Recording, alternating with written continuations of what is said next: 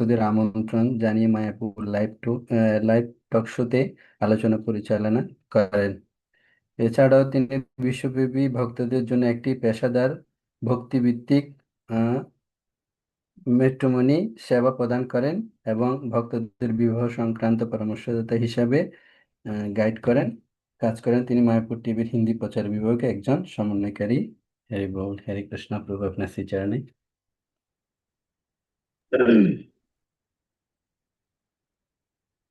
আপনাদের সবার চরণে আমার ধন্যবাদ প্রণাম। বাঞ্ছা না, আরেকটা, হরে কৃষ্ণ প্রভু, আমি ক্ষমা চাইবো, আরেকটা জিনিস সবাই বলেনি। সেটা হচ্ছে আমরা দর্শনারতিতে একটা গলা প্রায়ই শুনি। আমরা কিন্তু জানতাম না মায়াপুর থেকে যে দর্শনারতিতে গান হয়। আমি নিজেও জানতাম না, ইনফ্যাক্ট আমাকে প্রীতিলতা যখন বললো তখন জানলাম আর কি বিষয়টা, যে সেটা হচ্ছে প্রভুর গায়। ঠিক আছে, প্রভুর গলা আর কি আমরা শুনে থাকি, কিন্তু আমরা জানতাম না যে প্রভু গান। ঠিক আছে, আপনারা দর্শন করুন সরাসরি প্রভুকে আজকে, আর কৃপা পান সবাই, অনেক অনেক কৃপা লাভ করুন। মায়াপুর যখন আসবেন প্রভুর কণ্ঠটা শুনলে তখন মনে পড়ে যাবে এবং প্রভুর সাথে সরাসরি সবাই হ্যাঁ বলবেন যে প্রভু আমরা অনেক সৌভাগ্যবান, আপনি যে আমাদেরকে সময় দিয়েছিলেন তার সেদিন। আপনি শুরু করেন। হরি বল। আপনাদের সবার চরণে আমার প্রণাম। বাঞ্ছা কল্পতরুভ্যশ্চ কৃপা সিন্ধুভ্যেব চ পতিতানাং পাবনেভ্যো বৈষ্ণবেভ্যো। অ্যাকচুয়ালি যখন আমি বাংলায় কথা বলি তখন ভাবি আমি বাড়িতে আছি, আর যখন হিন্দিতে কথা বলি তখন ভাবি আমি কোনো একটা স্টেজে আছি, আর যখন ইংলিশে কথা বলি তখন ভাবি আমি ফরেন কান্ট্রিতে চলে এসেছি। তো আপনারা সবাই আমার নিজের পরিবার। তো যদি অ্যাকচুয়ালি কি আর বলবো, মানে বাংলাতে আমি কথা বলি সবার সাথে, কিন্তু যখনই আজ পর্যন্ত আপনার যে সুরেশ্বর মাধব প্রভু আপনাদের শিক্ষাগুরু, কিন্তু উনি শিক্ষাগুরুর সাথে সাথে আমার পরম প্রিয় বন্ধু, মাই বেস্ট ফ্রেন্ড। একসাথে আমরা এনডিপি নিউ ডিভোটি ট্রেনিং একসাথে ইসকন জগতে আমরা প্রবেশ করি দুজনেই। কিন্তু উনি আমার থেকে সিনিয়র, কারণ তার আগে উনি সারা পৃথিবী ঘুরে তারপর ইসকনে কানেক্টেড হয়েছে, আর আমি তো ডাইরেক্ট বাড়ি থেকে ইসকনে কানেক্টেড হয়েছে। আর আমাদের সুরেশ্বর মাধব প্রভু হচ্ছে পুরো পৃথিবী ঘুরে বেড়িয়ে মানে সব জায়গা মানে পরিভ্রমণ করার পরে আলটিমেটলি প্রভুপাদের চরণে নিজেকে সমর্পণ করেছে। কিন্তু প্রভুর উদার উদার চিত্ত হিসাবে আমাকে ছোট ভাই হিসাবে বা প্রিয় বন্ধু হিসাবে আমাকে এই স্টেজে আপনাদের কাছে নিয়ে এসেছে। কিন্তু যা কিছু যত কিছু ক্রেডিট যা কিছু বলবো সব প্রভুরই কৃপা, আমার নিজের বলে কিছু না। তো যাই হোক, আমি প্রভুর চরণে দণ্ডবত প্রণাম করি এবং তার চরণ ধুলি মাথায় নিয়ে আপনাদেরকে কিছু যদি কৃষ্ণ কথা শোনাতে পারি, সেটা আমার নিজের ক্রেডিট না, সেটাও প্রভুরই কৃপা। আর হচ্ছে গুরু মহারাজ প্রভুদান, আমি কিছু না। যাই, তো গুরু মহারাজ মানে সুরেশ্বর মাধব প্রভু। গুরু মহারাজ মানে আমার গুরু, আমার যিনি আমাকে দীক্ষা দিয়েছে তিনি হচ্ছে হিজ হলিনেস ভক্তি চারু স্বামী গুরু মহারাজ। ঠিক আছে, তো আজকে আমরা যে টপিকে কথা বলবো সেই টপিকটা কি একজন বলুন।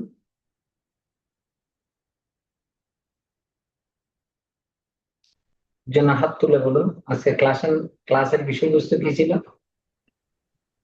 একজন বললেই হবে, সব সময় সুরেশ্বর মাধব প্রভুকে এঙ্গেজ করো না, উনাকে ধ্যান ধ্যান হরে কৃষ্ণ। গৃহস্থ জীবনে ভক্তি করাই সবচেয়ে সহজ পথ। কেমন আছো? প্রণাম। আচ্ছা, মাতাজি প্যারিস থেকে বলছে। হ্যাঁ, আজকে কত আমি ভাগ্যবান যে একটা প্যারিস থেকে ভক্ত, তিনি কিন্তু আজকে কৃষ্ণ কথা অলরেডি উনি হচ্ছে সাক্ষাৎ ভগবানের পার্ষদ পূর্ণানন্দী মাধবী দেবী মাতাজি। যাই হোক, প্রভু, আমার অনেক সৌভাগ্য, আমি আপনার ক্লাসে যুক্ত হতে পেরেছি আমাদের সুরেশ্বর মাধব প্রভুর মাধ্যমে, এবং আমাদের অন্যান্য ইয়েদের মাধ্যমে আমি যুক্ত হতে পেরেছি। আমার অনেক সৌভাগ্য প্রভু, যাদের সাথে আমি কৃপা কথা আশীর্বাদ বলছি করবেন। না, যাদের সাথে আমি কথা বলতে পারছি না, তারা মনে মনে দুঃখ পাবেন না, প্রভু ক্লাসটা তো স্টার্ট করুন, আমাদের সাথেও কথা বলুন। তো প্লিজ আমি তাদের চরণ দণ্ডবোধ করে ক্ষমা চাইছি। অ্যাকচুয়ালি আমি একটু ফ্যামিলিয়ার টাইপ, আমি অতটা প্রফেশনাল হতে পারি না। আমি সবার সাথে নিজের প্রেমের, নিজের পরম প্রিয় বন্ধু, নিজের পরিবার, মা মাসি, কি বলে কাকা কাকি, মানে সেই হিসাবে এখন বাংলায় কথা বলছি না, আমার সেই প্রফেশনাল লেভেলটা আসছেই না। যাই হোক, এনিওয়ে, তো গৃহস্থ জীবনেই হচ্ছে ভক্তি করার সবচেয়ে বেস্ট পন্থা। কিন্তু একটা জিনিস আমাদের মাথায় রাখতে হবে, যদি গৃহস্থ জীবনে যদি সব কিছু যদি অল ইন অল হতো, তাহলে আমাদের এই যে গ্রুপটা, এই গ্রুপের মাথা হচ্ছে সুরেশ্বর মাধব প্রভু, তিনি কিন্তু ব্রহ্মচারী। তার কৃপাতেই আমরা এই একসাথে কানেক্টেড হয়েছি। কিন্তু টপিকটা দেওয়ার কারণ একটাই, যাতে আমরা কখনো নিজেকে হীন না মনে করি। অনেক সময় আমরা নিজেকে অনেক হীন, পতিত, তিনাদপি সুনিচেনের থেকেও বেশি মনে করি, কিন্তু না। ভক্তি জীবনে এই যে চারটা যে আশ্রম আছে, ব্রহ্মচারী, গৃহস্থ, বানপ্রস্থ এবং সন্ন্যাস, তো চারটা আশ্রমের মধ্যে গৃহস্থ জীবন যে আশ্রমটা, সেটা হচ্ছে খুব প্র্যাকটিক্যাল। গৃহস্থ জীবন আশ্রমটা হচ্ছে খুব প্র্যাকটিক্যাল, সেইখানে অ্যাক্টিভিটি করে দেখাতে হয়, নট অনলি প্রবচন। সন্ন্যাসীর কাজ কি? শিক্ষা দান করা, থিওরিটিক্যাল। ব্রহ্মচারীর কাজ কি? জ্ঞান গ্রহণ করা বা স্পিরিচুয়াল নলেজ নেওয়া। আর বানপ্রস্থির কাজ কি? বানপ্রস্থির কাজ হচ্ছে যে সন্ন্যাস আশ্রমের পূর্ব ভাগ। কিন্তু এখন বেঁচে আছে কোনটা? গৃহস্থ আশ্রম। কিন্তু গৃহস্থ আশ্রমে সব থেকে বেশি টাফ, মানে বেশি ট্যাকেল করতে হয়। এক তো আপনি যদি বিয়ে করেন, প্রথমত বিয়ে করার পর বাচ্চা নিতে হবে, আমি খুব প্র্যাকটিক্যাল বলবো। আর বাচ্চা নেবেন, বাচ্চা মানে এমন না তো সাক্ষাৎ মানে ওই ভগবানের পার্শ্বদ, মানে সিধা গোলক বৃন্দাবনে চলে যাবে, ওনাকে স্কুলে পাঠা দেবো। এখন সেই স্কুলটা মুসলিম স্কুল না হিন্দু স্কুল, বা সেই স্কুলে খিচড়িতে রসুন পেঁয়াজ দেয়, বা কিভাবে, এই যে একটা প্র্যাকটিক্যাল, মানে নিজের বাচ্চা জন্ম নিবে, তারপরে বাচ্চা বড় হবে, তার বিয়ের দায়িত্ব, তারপরে পরিবারে নিজের মা বাবা আছে সবার, জেঠা জেঠি, কাকা কাকি, রিলেটিভস, ফ্রেন্ডশিপ, বা কারো বাড়িতে যদি বিয়ে হচ্ছে, আপনি যদি গ্রামে থাকেন তো সেই জায়গায় আপনাকে অ্যাটেন্ড করতে হবে। হয়তো তারা ভক্ত না, কিন্তু আপনি সেই গ্রামে বাস করেন। তো গৃহস্থ জীবনে যে ভক্তি করাটা হচ্ছে টাফ। ব্রহ্মচারীদের কোনো অসুবিধা নেই, ঠিক আছে, ওনাকে কার্ড দিয়েছে, উনি যেতে পারে নাও যেতে পারে, অসুবিধা নেই। কিন্তু গৃহস্থদেরকে যেতে হবে, মানে সব জায়গা থেকে মেনটেন। তো কতটা ব্যালেন্স করে চলতে হয় গৃহস্থ জীবনে। কিন্তু এই জায়গায় আমাদেরকে আরেকটা জিনিস বুঝতে হবে, ভগবদ গীতায় ভগবান নবম অধ্যায়ে একটা শ্লোক বলেছে, রাজবিদ্যা রাজগুহ্যম পবিত্রমিদম উত্তমম প্রত্যক্ষাগমম প্রত্যক্ষাগমম সু, আরেকটা কি একটা শব্দ আছে, সুসুখম কর্তুম অব্যয়ম। কে বলছে শ্লোকটা কমপ্লিট করবো? প্রত্যক্ষাগমম ধর্মম সুসুখম কর্তুম অব্যয়ম। তো এটার মানে হচ্ছে যে রাজবিদ্যা রাজগুহ্যম, এটা কাকে বলছে? কোন ব্রহ্মচারী অর্জুন, কোন ব্রহ্মচারীকে বলে নেই ভীষ্মদেবকে, এই কৃষ্ণ কাকে বলছে? একজন গৃহস্থ, রিসপন্সিবল গৃহস্থ অর্জুনকে বলছে যে রাজবিদ্যা রাজগুহ্যম। তো আমরা নিজেকে, আজকের যে ক্লাসের উদ্দেশ্য হচ্ছে, আমরা নিজেকে কখনো হীন মনে যেন না করি, যে না না ইসকনে তো সন্ন্যাসীদের বেশি ভ্যালু আছে, কীর্তন মেলায় তারাই গায়, না না বাবা ব্রহ্মচারীদেরকে কি সুন্দর আলাদা লাইনে খাওয়ায়, আমরা তো একদম থার্ড ক্লাস। না, এটা ফিল করা চলবে না। আমাদের ভক্তি জীবনে এই জন্য মহাপ্রভু আগে আমাদেরকে শিক্ষা দিয়েছেন, তিনাদপি শুনেছেন। এই শিক্ষাটার এমন না সিরিফ একটা থিওরিটিক্যাল, এই শিক্ষাটার মূল উদ্দেশ্য হচ্ছে যে আমরা প্রত্যেক এভরি সিচুয়েশন, প্রত্যেক পরিস্থিতিতে আমরা যেন সেটা নিজের জীবনে লাগু করতে পারি। এই জন্য মহাপ্রভু সেই শিক্ষাটা দিয়েছে। তো প্রত্যক্ষাগমম ধর্মম সুসুখম কর্তুম অব্যয়ম, যে আমাদের এই ভক্তি জীবনটা বা রাজবিদ্যা রাজগুহ্য। কি রাজবিদ্যা? রাজবিদ্যা হচ্ছে সমস্ত জ্ঞানের রাজা। তো সমস্ত জ্ঞানের রাজা কি? ভগবান কৃষ্ণ অর্জুনকে বলছে, মন্মনা ভব মদ্ভক্ত মদ্দাজিমাং নমস্কুর, যে হে অর্জুন তুমি সবসময় আমার চিন্তা করো। তো এখন যদি কেউ ব্রহ্মচারী আশ্রমে আছে, আর উনি যদি সবসময় কৃষ্ণের চিন্তা করতে না পারেন, তাহলে তিনি রাজবিদ্যা অ্যাকসেপ্ট করতে পারলো না, বা রাজবিদ্যা যে জ্ঞানের যে রাজা, দি কিং অফ নলেজ, সেই জিনিসটা উনি অ্যাকসেপ্ট করতে পারলেন না। কিন্তু একটা যদি গৃহস্থ জীবনে থেকে যদি উনি যদি সবসময় কৃষ্ণ চিন্তা করতে পারে, তাহলে কিন্তু সেই রাজবিদ্যার যে part of king of knowledge, সেই জিনিসটা উনি কিন্তু অ্যাকসেপ্ট করে নিচ্ছে। এই ক্ষেত্রে আমাদেরকে বুঝতে হবে, এই যে শরীর আমরা যে পেয়েছি, কে ব্রহ্মচারী আশ্রমে আছে, কে বানপ্রস্থে, কে সন্ন্যাসে, কে গৃহস্থে, আমাদেরকে সবসময় বিচার করতে হবে। ব্রহ্মা বলেছে ভাগবতমে যে স্থানে স্থিত্বা শ্রুতিগতাং তনুমাং মনোভি, মানে যে যেখানে আছে, কে প্যারিসে আছে, কে লন্ডনে আছে, কে দুবাই আছে, কে বাংলাদেশে আছে, কে মায়াপুরে আছে, বা কে মিয়ানমার আছে, কে বর্মা, কে ইউএসএ, কে পাকিস্তান, যেখানেই থাক না কেন। আধা ঘন্টা আগে একটা ভক্ত আমাকে মেসেজ করেছিল পাকিস্তান থেকে, উনি গোপাল কৃষ্ণ মহারাজের ডিসাইপল। তো এমন ভাবে উনি মেসেজ করেছে করুণ স্বরে যে প্রভু, আমি গৃহস্থ জীবনে যেতে চাই, আমি এতদিন ব্রহ্মচারী আশ্রমে ছিলাম, লাল কাপড় পরেনি, জাস্ট ফর্মালিটি ব্রহ্মচারী আশ্রমে। তো এখানে তো হিন্দু হিন্দু মেয়ে পাওয়া খুব ডিফিকাল্ট, আপনি আমাকে হেল্প করুন। তখন আমি নিজে নিজে ভাবছি না কিভাবে আমি ওনাকে তাকে অ্যান্সার দিব। কমসে কম সেই ওনার কোয়েশ্চনটার অ্যান্সার দিতে আমাকে 20 মিনিট ভাবতে হয়েছে, যাতে উনি দুঃখ না পায়। আমি যদি ডাইরেক্ট ওনাকে স্ট্রেট ফরওয়ার্ড বলে দিই যে না, পাকিস্তানে আপনি থাকেন, এই ইন্ডিয়ার মেয়ে ওইখানে যাবে না বিয়ে করে, তো তাহলে উনি দুঃখ পাবে। তাহলে উনি কি মনে মনে ভাববে, তাহলে আমি ভক্তি পথে এসে খুব ভুল করেছি, এটা মনে ফিল করবে। এই জন্য আমাকে 20 মিনিট ভাবতে হয়েছে তার চিন্তায়। আমার টেনশন আছে এইখানের ক্লাস রেডি করার, যে আমাকে বাংলাদেশ ডিভোটিদের জন্য কৃষ্ণ বলরাম সোসাইটিতে আমি ক্লাস দিব, ওইটার জন্য আমি ক্লাস রেডি করার সেই হিসাবে আমি চিন্তা করছি। কিন্তু উনি মেসেজটা করেছে, এখন আমাকে তাকে রিপ্লাই করতে হবে। তখন কি রিপ্লাই করব, এইভাবে কমসে কম আমার 20 মিনিট টাইম গিয়েছে। 20 মিনিট টাইম যাওয়ার পর ওনাকে আমি রিপ্লাই করেছি, প্রভু আপনাকে অনেক অনেক ধন্যবাদ, আপনি আমার কাছে হেল্প চাইছেন ম্যারেজ কনসালটেন্ট, কিন্তু অসুবিধা নাই, আপনি চিন্তা করুন না, আমি যথাসাধ্য আপনার বিষয়টা একটু সিরিয়াসলি নিব। কিন্তু বর্তমান নাও কারেন্টলি, কিন্তু যতজন মেয়েকে আমি বলেছি পাকিস্তানে, যখনই পাকিস্তানের নামটা শুনে ওনারা ভয়ে একদম ভয়ভীত হয়ে যায়, ডাইরেক্ট বলে পাকিস্তান নাম। যখন আমি কোনো মেয়েকে বলি যে এই তুমি কি বিয়ে করবে, বলছে কোথায় পড়বো, একটা ভালো ছেলে আছে, রাধানাথ মহারাজের ডিসাইপল, বা লোকনাথ স্বামী মহারাজের ডিসাইপল, বা গোপাল কৃষ্ণ মহারাজের disciple। আচ্ছা প্রভু কোথায় থাকে, বলি পাকিস্তান, বলছে চুপ চুপ, একদম মানে মুখটা একদম মানে ভয়ে। তখন আমি তাকে এক্সাম্পল দিই, আচ্ছা তুমি তো ভয় কেন পাচ্ছ, তোমার কি কৃষ্ণের উপর ভরসা নেই? বলছে না প্রভু ভরসা আছে, তাও তো জেনে শুনে কেন আমি আত্মহত্যা করবো। আমি বলছি আচ্ছা।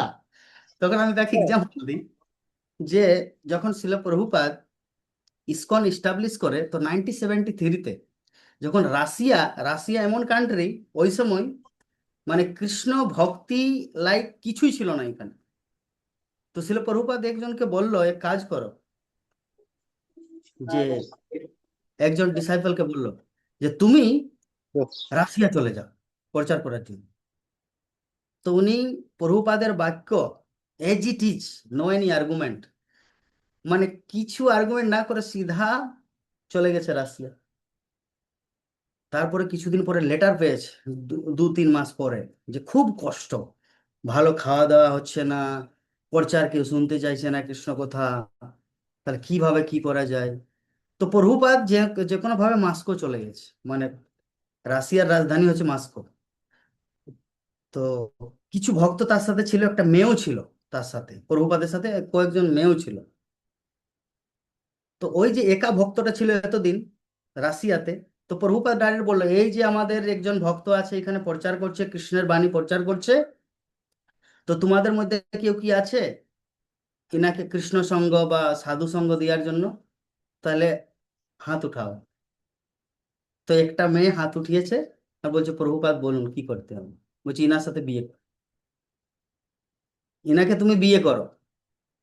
তো মেয়েটা বলছে তথাস্তু, মানে যথা আজ্ঞা প্রভুপাদ। প্রভুপাদ বলছে তথাস্তু। তো আলটিমেটলি গুরু নিষ্ঠা, গুরুমুখ পদ্ম বাক্য চিত্তেতে করিয়া আর না করিহ মনে আশা, আমাদের বেশিরভাগটা সেকেন্ড লাইনটা হয়। আর না করিও মনে আসা, এইটা আমরা বেশি করি, আর গুরুমুখ পদ্ম বাক্যটা করি না। কিন্তু ওই সময় শিল প্রভুপাদের সময় যেমন ভাবে বলতো প্রভুপাদ, সেই অনুসারে তারা চলতো। তো ওই মেয়েটা বিয়ে করলো কার সাথে? ওই ভক্তটার সাথে।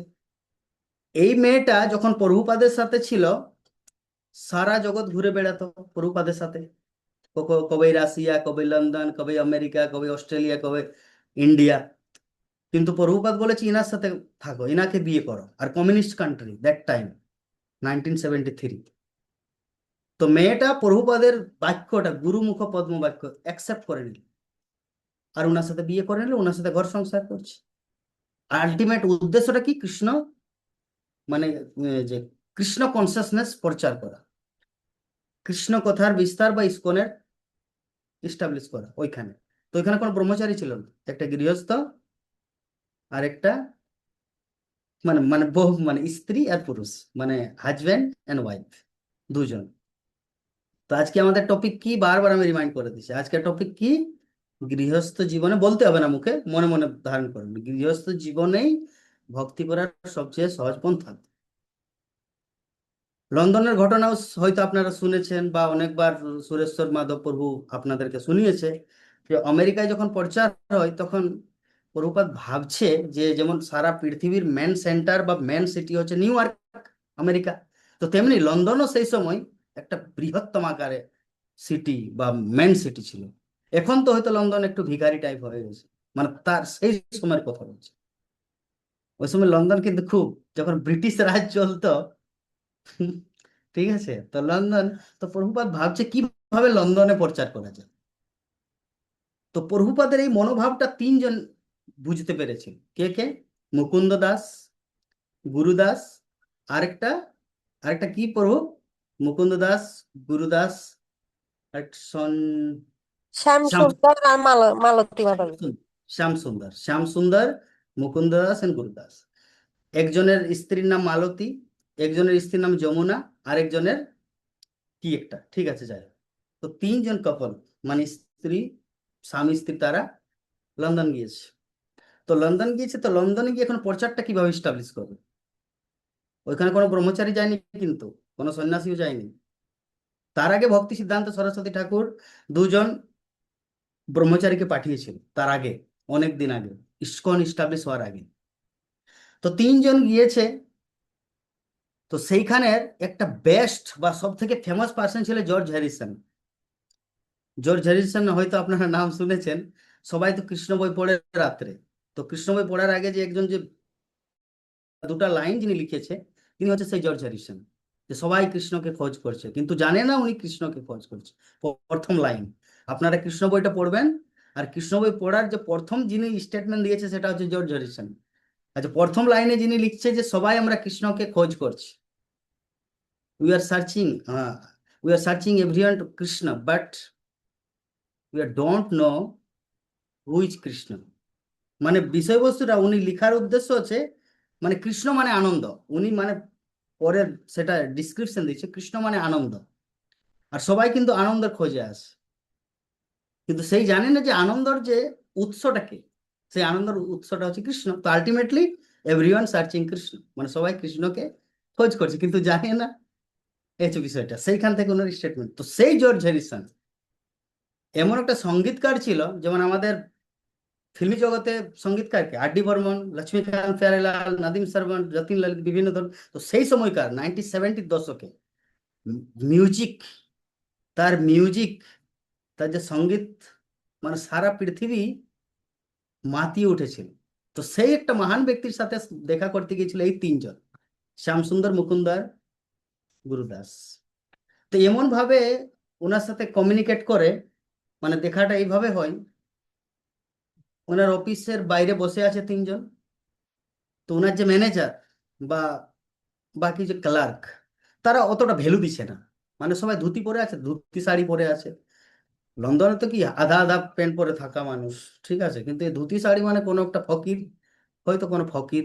ফকির মানে যার টাকা পয়সা নেই, দ্যাটস কল ফকির। তো মনে মনে ভাবছে হয়তো কোনো ফকির, তো কিছু ভ্যালু দিছে না।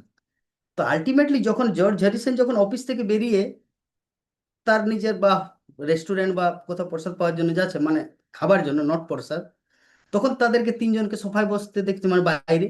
আরে আপনারা হরে কৃষ্ণ হরে কৃষ্ণ, মানে ওই সেই জর্জ হ্যারিসন তাদেরকে হরে কৃষ্ণ বলেছে।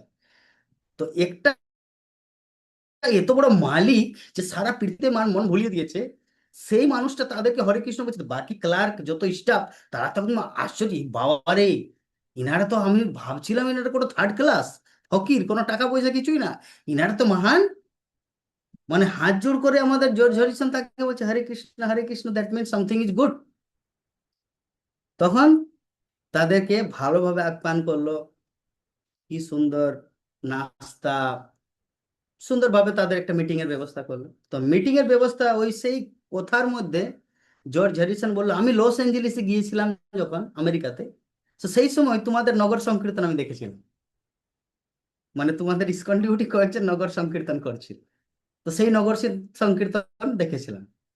তো স্রোত রিলেশনশিপটা কেমন জিনিস, একটা জিনিস ভাবুন আপনার, যে সেই যদি ওই লস অ্যাঞ্জেলিসের ওই যদি নগর সংকীর্তন যদি উনি দেখতো না, তাহলে এই তিনজনকে কিন্তু হরে কৃষ্ণ ওই প্রণামটা বা সেই অভিবাদন, সেই ফিলিংটা আসতো না।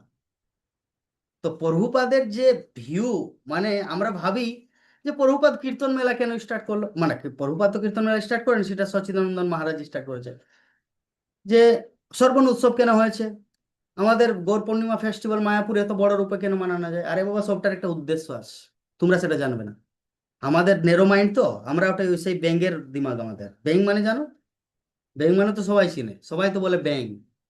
তো সেই ব্যাঙের মাইন্ড, মানে ওই যে সাগর কত বড় গো, আরে সাগর ডবল, আচ্ছা কত বড় তা বলো তো, আরে এর থেকে এই কুয়ার থেকে তোমার 2 গুণা বড়, আচ্ছা আচ্ছা 10 গুণা বড় এর থেকে, আরে না বোকা কথা, এর থেকে অনেক বড় সাগর সমুদ্র, আচ্ছা এর থেকে 100 গুণা বড়, ব্যাঙ বুঝতেই পারছে না যে সাগর কত বড়, আচ্ছা বলো বলো বলো বলো, আচ্ছা তাও 1000 গুণা বড় হবে এই যে কুয়ার যে আকারটা, একটা কুয়ায় থাকতো একটা ব্যাঙ, তো ব্যাঙ বলছে আচ্ছা এই এই কুয়ার যে আকারটা, আচ্ছা 1,00,000 গুণা বড় সাগর, বলছে আরে না পাগল কথা, সাগরের পরিমাপ তুমি বুঝতে পারবে, সাগর হচ্ছে বিশাল।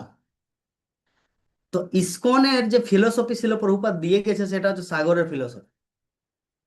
আর আমরা যে জিনিসগুলা ইসকনের নিয়ম নীতি ক্রিয়াকলাপ বুঝতে পারি না, আমাদের সেই ব্যঙ্গের ফিলোসফি, সেই নেরো মাইন্ডেড, আমরা জানি না কিছু। যখন জিনিসটা ঘটে তারপরে ও আচ্ছা, ওকে ওকে ওকে, এখন বুঝতে পেরেছি, আবার উঠ পাহাড়কে নিচে, মানে এই তখন আমরা বুঝতে পারি যখন জিনিসটা ঘটে। তো একটা জিনিস ভাবুন, যদি লস অ্যাঞ্জেলেসে যে ছিল প্রভুপাদ, যে নগর সংকীর্তন করিয়েছিল, প্রভুপাদের সেই ভাব ছিল না যে লন্ডনে একজন সঙ্গীতকার বসে আছে, উনি হয়তো ঘুরতে আসবে রোডে, সেই সময় যখন নগর সঙ্গীত এই ওই যখন জর্জ হ্যারিসন আসবে তখন তোমরা নগর সংকীর্তনটা চালু করবে, সেই সব সেই ধরনের কোনো ড্রামাটিক ফিল্ম ডাইরেকশন প্রডিউসার সেই ছিল না। প্রভুপাদ নিজের যে তার গুরুদেব ভক্তি সিদ্ধান্ত সরস্বতী ঠাকুর যেভাবে আদেশ দিয়েছে, সেইভাবে তারা পালন করেছে, প্রভুপাদ পালন করেছে, আর প্রভুপাদ তাদেরকে ইনস্ট্রাকশন দিয়েছে তোমরা নগর সংকীর্তন করো, সেই নগর সংকীর্তন করেছে। জর্জ হ্যারিসন সেইখানে দেখেছে। তো জর্জ হ্যারিসন এখন তাদেরকে বলছে তিনজনকে, আচ্ছা বলো what I do for you, মানে আপনাদের জন্য আমি কি করতে পারি বলুন। বলছে একটা প্রথমে একটা ঘর ভাড়া দেন আমাদেরকে, আমাদের টাকা পয়সা নেই হাতে, আর সত্যি টাকা পয়সা ছিল না, মানে কত কষ্ট যে আমেরিকা থেকে তোরা লন্ডন এসেছে। ভাই যখন কেউ ইসকন জয়েন করে পরিপূর্ণরূপে, তিনি বুঝে যে টাকার মূল্য কতটা, কারণ কাজ মাজ সব ছেড়ে দেয় না। হয়তো তখন সুরেশ্বর মাধব প্রভুকে সবাই আপনারা ডোনেশন দেন, ওই জন্য প্রভু ক্ষত্রিয় রাজা মহারানা প্রতাপের মতন রোডে চলে, মানে চলাফেরা করে। যদি কেউ যদি ডোনেশন না দেয়, তাহলে প্রভু হয়তো না দপি শুনিছে না তোর অফিস হয়ে শুনে না। তো সব আপনাদের কৃপা। প্রভু আমাকে বলে পার্সোনালি যে আমার যে যে সোসাইটি, কৃষ্ণ বলরাম সোসাইটি, আমি সব ভক্তকে সত্যি খুব ভালোবাসি, তারা যে এতটা আমাকে সম্মান দেয়, আই ফিল ভেরি গুড। তো যাই হোক, আলটিমেটলি কি বলার উদ্দেশ্য, কি বলছিলাম, যে জর্জ হ্যারিসন বলছে আমি আপনাদের জন্য কি করতে পারি। তো বলছে প্রথম একটা হল বুক করে দেন বা কোনো একটা জায়গা, তো যে কোনো ভাবে একটা জায়গা ঠিক, ভক্তি বেদান্ত মেনার, যে ভক্তি বেদান্ত মেনার আপনারা তো নাম শুনেছেন, ওটা একটা এমন একটা বেস্ট প্লেস, রাজা মহারাজাদের, যে প্রাচীনকালে যে রাজা মহারাজাদের সব থেকে যে বেস্ট প্লেস, সেই ধরনের ভক্তি বেদান্ত মেহনার তৈরি করেছিল জর্জ এরিসন। সেইটা প্রভুপাদকে গিফট করে দিয়েছে, আপনারা জানেন? সেই ভক্তি বেদান্ত প্রভুপাদকে গিফট করে দিয়েছে লন্ডনের পশ্চাৎ। এর সিমিলারলি আমরা যদি ইসকনের ইতিহাস যদি আমরা দেখি, তাহলে বুঝতে পারবো যে শিল প্রভুপাদের যে অবদান, কিন্তু শিল প্রভুপাদ কখনো নিজেকে ক্রেডিট নেই না, জানেন? শিল প্রভুপাদ সবসময় বলতো যে আমার গুরুদেব শিল ভক্তি সিদ্ধান্ত সরস্বতী ঠাকুর, তিনি ভগবানের পার্শ্বদেরকে পাঠিয়েছে আমার কাছে, যাতে মহাপ্রভুর যে মুভমেন্ট, যে হরে কৃষ্ণ আন্দোলন মিন্স ইসকন। হরে কৃষ্ণ আন্দোলন মানে আপনার ওই বেঙ্গলোরের হরে কৃষ্ণ আন্দোলন ভাববেন না, ওটা হরে কৃষ্ণ আন্দোলন মানে মহাপ্রভুর সংকীর্তন আন্দোলন, ঠিক আছে? মিসকনসেপ্ট। তো যাই হোক, তো প্রভুপাদ সবসময় ক্রেডিট কাকে দিত? তার নিজের শিষ্যদের বা তার গুরুদেবকে, তার নিজের কোনো ক্রেডিট নেই, এটা প্রভুপাদ দিত। তো সিমিলারলি এই যে আপনারা সুরেশ্বর মাধব প্রভুকে এই যে হেল্প করছেন, বা উনি এই যে সোসাইটিটা ক্রিয়েট করেছে কৃষ্ণ বলরাম সোসাইটি, উনি নিজেকে নাম কামার জন্য না, যে নিজে মহারাজ হবে, পণ্ডিত হবে, সারা জগতের তাকে, এই ভাবনা নিয়ে উনি করেনি। এই জিনিসটা প্রথম মাথায় ঢুকান। এই কৃষ্ণ বলরাম সোসাইটি তৈরি করার একটা উদ্দেশ্য হচ্ছে একটা ফ্যামিলি ক্রিয়েট করা। একটা জিনিস আপনি ভাবুন, আমাদের ইসকনটা তো একটা ইউনাইটেড নেশন মানে, কিন্তু তাও যে যার, যেমন আগে কি হতো, যখন কি ইংলিশে ক্লাস দিত আমাদের মায়াপুরে, তখন বাঙালিরাও গিয়ে শুনতো, গুজরাটিও গিয়ে শুনতো, বাঙালি, গুজরাটি, ঝাড়খণ্ডী বা সবাই। কিন্তু এখন কি হয়েছে, কেউ যদি ইংলিশে ক্লাস দিয়েছে তাহলে ইংলিশে যাবে, ওই ইংলিশরাই যাবে। কেউ যদি রাশিয়ান ক্লাস দিতে, সেই রাশিয়ানরাই যাবে। যদি বাঙালি ক্লাস দিয়ে ভক্তি বিজয় মহারাজ, তো ঠিক আছে, বাঙালিরা আসবে। কিন্তু আগে কি হতো, আগে সবাই ইউনাইটেড ভাবে, যেটা ইন্টারন্যাশনাল ক্লাস হতো সেইখানে সে বুঝুক বা না বুঝুক, খাও তিতা, মানে না না, ভালো লাগুক বা না লাগুক, খাও তিতা, আর বুঝো বা না বুঝো পড়ো গীতা, সেইভাবে হতো আগে। প্রভুপাদ যখন আগে ক্লাস দিত তখন অনেকজন বুঝতে পারতো না, কিন্তু প্রভুপাদে তাও শুনো, তাও বলছে শোনো, কারণ এটার মানে ভগবানের কথা একটা কাজ আছে, ওই তিতার মতন। তিতা না ভালো লাগলেও সেটা কাজ দেয় শরীরে, তেমনি যদি গীতা যদি নাও বুঝতে পারে তাও কিন্তু সেটা কাজ দেয়। এই সম্বন্ধে আপনাদেরকে হয়তো সুরেশ্বর মাধব প্রভু আরো অনেক এক্সাম্পল দিয়েছে। তার মধ্যে একটা এক্সাম্পল হচ্ছে যে সাউথ ইন্ডিয়াতে একটা ব্রাহ্মণ ছিল, কিন্তু সেই ব্রাহ্মণ পড়ালেখা জানতো না, হয়তো এই কথাটা অনেকবার শুনেছেন।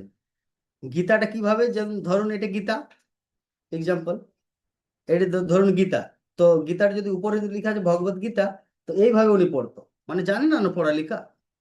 তো যখন চৈতন্য মহাপ্রভু গিয়েছিল দেখা করতে, মানে সাউথ ইন্ডিয়া যখন ট্যুরে গিয়েছিল, তো সাউথ ইন্ডিয়া ট্যুরে গিয়ে দেখছে, আরে এই কত সুন্দর ব্রাহ্মণ, কত সুন্দর পণ্ডিত, মানে গীতা পড়ছে আর চোখের থেকে অশ্রু নয়ন ধারা প্রবাহিত।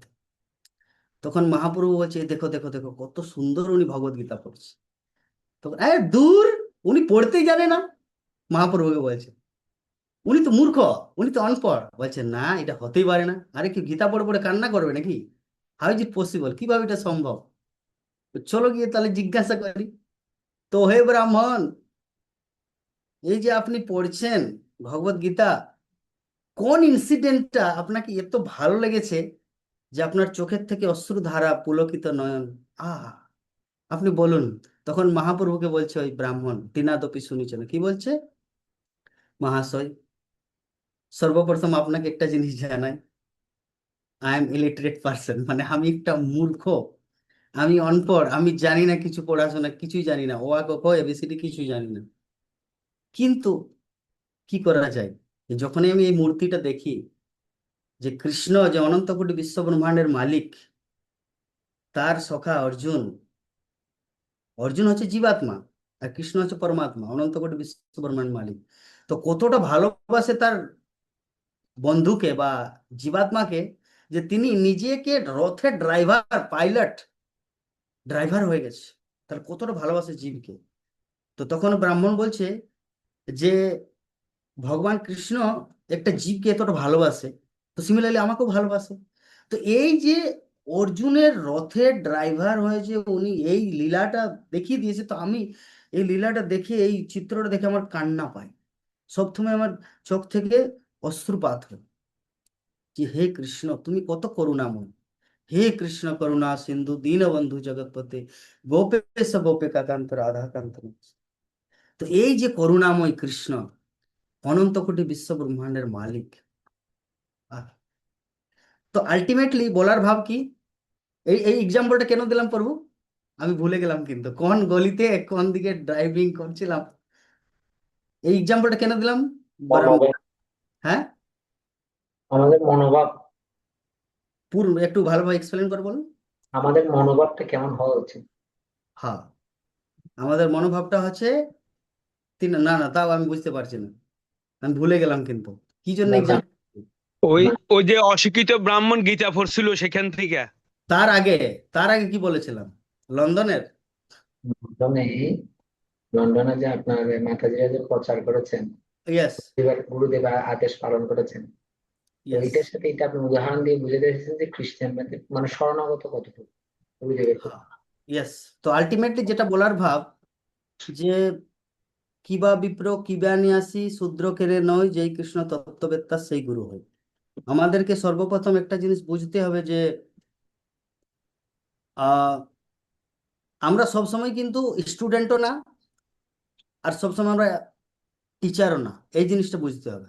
ভক্তিচারু স্বামী গুরু মহারাজ একটা জিনিস বলতো যে যারা যারা ইসকনের সাথে কানেক্টেড হয়েছে, যারা যারা ইসকনের সাথে কানেক্টেড হয়েছে তারা কিন্তু গুরু, এট দি সেম টাইম তারা শিষ্য, দুটা জিনিসে। যদি উনি সবসময় ভাবে যে না আমি গুরু হয়ে গেছি, তাহলে তো উনি কার কাছে শুনবে না তো। আর যদি উনি ভাবে না না আমি শিষ্যই আছি, তাহলে তুমি কাউকে শিক্ষাও দিতে পারবে না। এই জন্য দুটা জিনিসকে আমাদেরকে ব্যালেন্স করে চলতে হবে। যদি কোনোদিন বলে যে সুরেশ্বর মাধব প্রভু বললে ইয়ে এই সুখদুলাল মন্ডল প্রভু আপনি ক্লাস দেন, কালকের ক্লাসটা আপনার 3:50-এ, তো সেই সময় যদি বলবো না না প্রভু আমি একদম পতিত পতিত, উম, আমার মতন পতিত এই জগতে নাই, না না না প্রভু আমার ক্লাস শিডিউল করবেন না। যদি যদি সেটা তিনি যদি অতিরিক্ত হয়ে যায়, তাহলে কিন্তু না, এটা ভালো না। গুরুমুখ পদ্মবাক্য চিত্তেতে করি, গুরুমুখ মানে এমন না যে সবসময় দীক্ষা গুরুই গুরু। গুরু মানে হচ্ছে যেই কৃষ্ণ তত্ত্ববেত্তা সেই গুরু হয়। গুরু মানে সির্ফ দীক্ষা দিয়া যে বর্জ বর্জবালা মাধবী দেবী দাসী বা লীলা মোহিনী রাধারানী দেবী দাসী বা গোলকপতি সেবক দাস বা প্রীতিলতা রাধারানী দেবী দাসী মানে, বা জয়প্রদা সীতা দেবী দাসী বা শ্রীরাম দাস সাবিত্রী, যাই হোক, আমার বলার উদ্দেশ্য যে না, যে যিনি আমাকে নাম দিয়েছে তিনি গুরু, আর বাকি সব কিছু ভ্যালু না, না। ভক্তিচারু স্বামী গুরু মহারাজ আরেকটা কথা বলতো যে ইসকন হচ্ছে একটা ইউনিভার্সিটির মতন। ইউনিভার্সিটি থেকে হয় বিভিন্ন টিচার আছে, কেমিস্ট্রির আলাদা, ফিজিক্সের আলাদা, তারপর হিন্দির আলাদা, সংস্কৃতের আলাদা, ম্যাথমেটিক্সের আলাদা, আরেকটা আছে প্রিন্সিপাল। কিন্তু প্রিন্সিপাল কিন্তু পড়ায় না, উনি জাস্ট সিলেবাস তৈরি করে দিয়েছে। তো প্রিন্সিপাল হচ্ছে শিল প্রভুপাদ, যিনি সিলেবাস দিয়ে দিয়েছে, আর এগুলো হচ্ছে আমাদের ইউনিভার্সিটির এক একটা শিক্ষক। তো এই জন্য আমাদেরকে ভাব না না প্রভু আমি তো গুরু মহারাজের ক্লাস শুনি, আর বাকি আমার কারো ক্লাস নেই, জগন্নাথ দেব দাসের ক্লাস শুনি না, সুরেশ্বর মাধব প্রভুর ক্লাস শুনি না, আমার গুরুদেব 8টার সময় লোটাস বিল্ডিং এর উপরে ক্লাস হয়, আমি গুরু মহারাজের ক্লাস শুনি, বাস, আমার বাবা সময় নেই। এইরকম যদি করেন তাহলে ভগবত ধাম যাতে কত যে জীবন লাগবে আমি সাদা কাগজে লিখে দেবো, গ্যারেন্টি নেই। ভগবত ধাম যেতে গেলে কিছু কিছু কোয়ালিটি অর্জন করতে হবে, আর সব থেকে বড় কোয়ালিটি হচ্ছে নিষ্কপট। নিষ্কপট যদি আমরা না হই, নিষ্কপট এই বাবার এতজন ভক্তরা ক্লাস শুনছে, হ্যাঁ, আমি তো সিরিফ মানে প্রথম যে ফ্রন্টে আছে তাদেরকে গ্যালারিতে দেখতে পাচ্ছি, কিন্তু এই পিছনে এতজন আছে। এই জন্য সবার চরণে আমার প্রণাম। কিন্তু আজকে ক্লাসটা একটু লম্বা যদি হয়ে যায় তো একটু আমাকে ক্ষমা করে দিবেন, কারণ আমি চাই না যে ওই যে প্রভুপাদ বলেছে না যে মরুস্থলে বা রেগিস্তানে কেউ খুব তৃষ্ণায় আছে আর 1 গ্লাস জল উনাকে দিয়ে দিচ্ছে, আর ভাই 1 গ্লাস জলে কি পেট ভরবে? আমার প্রশ্ন, কমসে কম 1 বালতি জল চাই। রাজস্থানের মরুস্থল বা রেগিস্তান আপনার ঘুরতে গিয়েছেন, রাজস্থান, আহ, আহ, হুম, আর আপনাকে কেউ দিলে এই প্রভু নেন চরণামৃত নেন, তো চরণামৃতে পেট ভরবে ওই সময়? ওই সময় মনে হচ্ছে 1 বালতি জল। তো এই জন্য তার মানে এই নয় যে আপনারা আপনাদের কোনো জ্ঞান নেই, বা আমি প্রথম একটা প্রবক্তা যে আমি আপনাদেরকে, সেটাও না, আমার বিষয়বস্তুটা সেটাও না। কিন্তু ভাই যখন একটা স্টেজ তৈরি হয়েছে তো একটু শুনুন, একটু দেরি হলে তো কি আছে, আর যদি বিষয় আর্জেন্ট থাকে তাহলে লেফট করে নেবেন, অসুবিধা নেই। কিন্তু আমি চাইছি একটু আস্বাদন কৃষ্ণ কথা। কারণ ভগবান কি বলেছে, এই জগতে আনন্দ কোথায় পাওয়া যায়? আনন্দ, আনন্দ বা তুষ্টি দুটো জায়গায় পাওয়া যায়, বা একটা জায়গায়, কি সেটা? মৎচিত্তা মদ্গত প্রাণ বোধন্ত পরস্পরম কথন্তস্য মাং নিত্যম তুষ্যন্তি চ। লাস্টে এটা কে বলবে? যিনি রমন্তি চ, যিনি আনন্দে আছে তিনি বলবেন যে তুষ্যন্তি চ রমন্তি চ। কিভাবে সেটা তৈরি হয়? যেমন কেউ বলে যে প্রভু জল তৈরি করতে চাই আমি, সমুদ্র অনেক দূরে। ঠিক আছে, যদি জল তৈরি করতে তাহলে ল্যাবরেটরিতে যাও, বৈজ্ঞানিকদের কাছে একটা সামান নিয়ে আসো, হাইড্রোজেন টু অক্সিজেন মিলিয়ে তুমি জল তৈরি করো। হাইড্রোজেন টু অক্সিজেন যদি মেলা যায় তাহলে জল তৈরি হয়, যদি সমুদ্র দূরে আছে। ঠিক আছে, তো তেমনি যদি হাইড্রোজেন টু অক্সিজেনে যদি জল তৈরি করা যায়, তেমনি আমরা যদি এই জগতে যদি সন্তুষ্টি, তুষ্টি বা আনন্দ দুটা জিনিস চাই, তাহলে কি তৈরি, কি দরকার? একটা জিনিসের দরকার, সেটা কি? মৎচিত্তা মদ্গত প্রাণ বোধন্ত পরস্পরম। বোধন্ত মানে একে অপরকে বুঝা, পরস্পরম মানে যেটা আমি জানি সেটা আপনাকে বলবো, যেটা আপনি জানেন সেটা আমাকে বলো, দ্যাট ইজ কল বোধন্ত পরস্পরম। তারপর কথন্তস্য মাং নিত্যম, সেটা নিত্য মানে ডেইলি। এমন না আজকে কি বার, আজকে হচ্ছে টিউসডে, মঙ্গলবার, যে মঙ্গলবারে ক্লাস হচ্ছে সপ্তাহে একদিন রবিবার, বা বাংলাদেশের শুক্রবার, দুবাই আবুধাবির শুক্রবার, আর পরে সারা দিন সারা 6 দিন এমনি ঘুরে বেড়াও না। নিত্যম, কথন্তস্য মাং নিত্যম তুষ্যন্তি চ রমন্তি চ। যদি এই জিনিসটা কেউ যদি করে তাহলে উনি তুষ্টি পাবে। আর দ্বিতীয় রমন্তি, রমন্তি মানে আনন্দ পাও। কারণ আমরা এই জগতে সবাই কিন্তু এই দুটা জিনিস খুঁজছি, সেটা ব্রহ্মচারী হোক, গৃহস্থ হোক, বানপ্রস্থ হোক বা সন্ন্যাস। কি? তুষ্টি মানে শান্তি, আর রমন্তি মানে আনন্দ। রমন্তি, রম মানে কি? রমন্তি, ভগবান রামের নাম হচ্ছে রাম। রামের অর্থটা কি? ভগবান রামের অর্থ হচ্ছে আনন্দ, কৃষ্ণের অর্থ সর্ব আকর্ষক। কৃষ্ণ সর্ব আকর্ষক, আর রাম মানে হচ্ছে আনন্দ। তো যখন আমরা কৃষ্ণের কাছে যাব, উনি সব থেকে অ্যাট্রাকটিভ। অ্যাট্রাকটিভ মানে সর্ব আকর্ষক। তো সর্ব আকর্ষক মানে ধনও আছে ওনার কাছে, টাকা পয়সাও আছে, সুন্দরও আছে, ওনার মতন সুন্দর আছে কেউ? এখন কেউ মাতাজি বল পড়বে না প্রভু আমার হাজবেন্ডের মতন সুন্দর এই জগতে কেউ নেই, কৃষ্ণও ফেল হয়ে যাবে। কারণ উনি আমার প্রতি প্রাণেশ্বর, আমার নিজের, আহা, সো হ্যান্ডসাম। মানে উনি এখনো সেই জড় জাগতিক, মানে হৃদয় এখনো শুদ্ধ হয়নি। কারণ হৃদয় শুদ্ধ হওয়ার পর কৃষ্ণ ভালো লাগে। হুম, যখন হৃদয় আমাদের পূর্ণরূপে ক্লিন হয়ে যাবে সেই সময় ভালো লাগে। একটা আপনাদেরকে একটা জোকিং কথা বলি। যখন আমি 2017-তে সংকীর্তন ডিভোটি ছিলাম ব্রহ্মচারী আশ্রমে, লাল কাপড় নিইনি, কিন্তু লাল কাপড় নেওয়ার মতনই অবস্থা। মানে 2018 রাধাষ্টমী, আমার যে বেঁচে ছিল যারা যারা, তাদের সবার লাল কাপড় হলো, আমার হয়নি। আমি কান্না করছিলাম রুমের ভিতরে, মানে ব্রহ্মচারী আশ্রমের রুমের ভিতরে। তো আমি ভক্তিবিজয় মহারাজ বলছি, কান্না কেন করছো জগন্নাথ? বলছে আমার লাল কাপড় হলো না। বলছে দাঁড়াও দাঁড়াও দাঁড়াও। ওই সময় বেনুধারী প্রভু ছিল 2017 বলছে দাঁড়াও দাঁড়াও দাঁড়াও, তুমি খুব চঞ্চল, একটু দাঁড়াও। মানে উনি জানে যে আমার বিয়ে হবে 2021-এ, উনি সেটা জানে। কারণ যারা পরম ভক্ত, যাদের হৃদয়ে শুদ্ধতা আছে, যিনি কৃষ্ণকে সতত স্মরণ করে, তারা কিন্তু দূরদ্রষ্টা, তারা বুঝতে পারে কে কেমন। তো যাই হোক, আমার বলার উদ্দেশ্য, কি বলছিলাম, আচ্ছা, তো প্রেম ভক্তি বলে আমার ইনচার্জ ছিল। প্রেম ভক্তি প্রভু এখনো আছে, আপনারা জানেন, লম্বা লম্বা করে সংকীর্তনের প্রভু, একদম লম্বা লম্বা, মহাপ্রভুর মতন। তো প্রেম ভক্তি প্রভুকে আমি একদিন জিজ্ঞাসা করলাম, প্রভু আপনাকে একটা কথা জিজ্ঞাসা করি। বলছে বলো, কিন্তু এটা পার্সোনাল। সেই পার্সোনাল কথাটা আপনাদেরকে বলে দিচ্ছি। আমরা পুরুষ হয়ে না খুব ব্যথা পাচ্ছি। বলছি কেন? আরে অনেক নারী চিন্তা হয়, কিন্তু যারা নারী তারা তো ডাইরেক্ট মাধবের চিন্তা করে, কারণ মাধবও পুরুষ, তার হাজব্যান্ডও পুরুষ। তো হাজব্যান্ড তো সাধারণ জড়জাগতিক, তার থেকে মাধবেরই চিন্তা করি, কৃষ্ণেরই চিন্তা করি। আমি সেটা ভাবছিলাম, সেটা আমি এক্সপ্লেন করি। যারা যারা পুরুষ শরীরে আছে তারা মনে মনে ভাবছে হায় রে, কারণ আমরা তো রাধারানীর চিন্তাকে, রাধারানী তো সেইভাবে আমরা নিতে পারবো না, রাধারানী তো কৃষ্ণের একটা শক্তি। আমাদের চিন্তার কি কারণ হবে? যদি পুরুষ মানুষ মানে একটা স্ত্রীর চিন্তা হবে ন্যাচারালি। কিন্তু স্ত্রীরা ভাগ্যবান, আমি বলছি প্রভুকে, প্রেম ভক্তি প্রভুকে, স্ত্রীরা কিন্তু ভাগ্যবান। বলছে কেন স্ত্রীরা ভাগ্যবান? কারণ ওনাদের চিন্তাধারাটা, একজন তো পুরুষকে করতে হবে, আইদার তার নিজের হাজবেন্ড বা বয়ফ্রেন্ড, আইদার কৃষ্ণ পুরুষ, কৃষ্ণ পুরুষ। তো ডাইরেক্ট হয়তো মাধব চিন্তা হয়, তখন প্রেম ভক্তি প্রভু বলছেন না, অত সহজ। উনি বলছে অত সহজ মাধবের চিন্তা করা? হৃদয় যতক্ষণ না শুদ্ধ হচ্ছে, ওনার ওই পচা পচা হাজবেন্ডকেই ভালো লাগে, এমন ভাবে কথাটা বলেছিল। তার মানে এইখানে যতজন মাতাজি আর প্রভুজি আছে, কারোর চরণ আমি অপরাধ, আই জাস্ট গিভ এক্সাম্পল, আমি সির্ফ একটা উদাহরণ দিচ্ছি, যে যতক্ষণ না আমাদের হৃদয় শুদ্ধ হবে, নিজের হাজবেন্ডটাই যদি কালা কুদরাও থাকে, সেটাকেই রাজকুমারের মতন মনে হবে। এইটা হচ্ছে জগতের নিয়ম। এই জন্য হৃদয় শুদ্ধ করার দরকার। হৃদয় শুদ্ধ করতে গেলে কি? শিক্ষাষ্টকমের প্রথম চেত্ত দর্পণ মার্জনম ভব মহাদাবাগ্নি নির্বাপরণ। চেত মানে হৃদয়, চেত দর্পণ মার্জনম, দর্পণ মানে আয়না, মার্জনম মানে ক্লিন করা।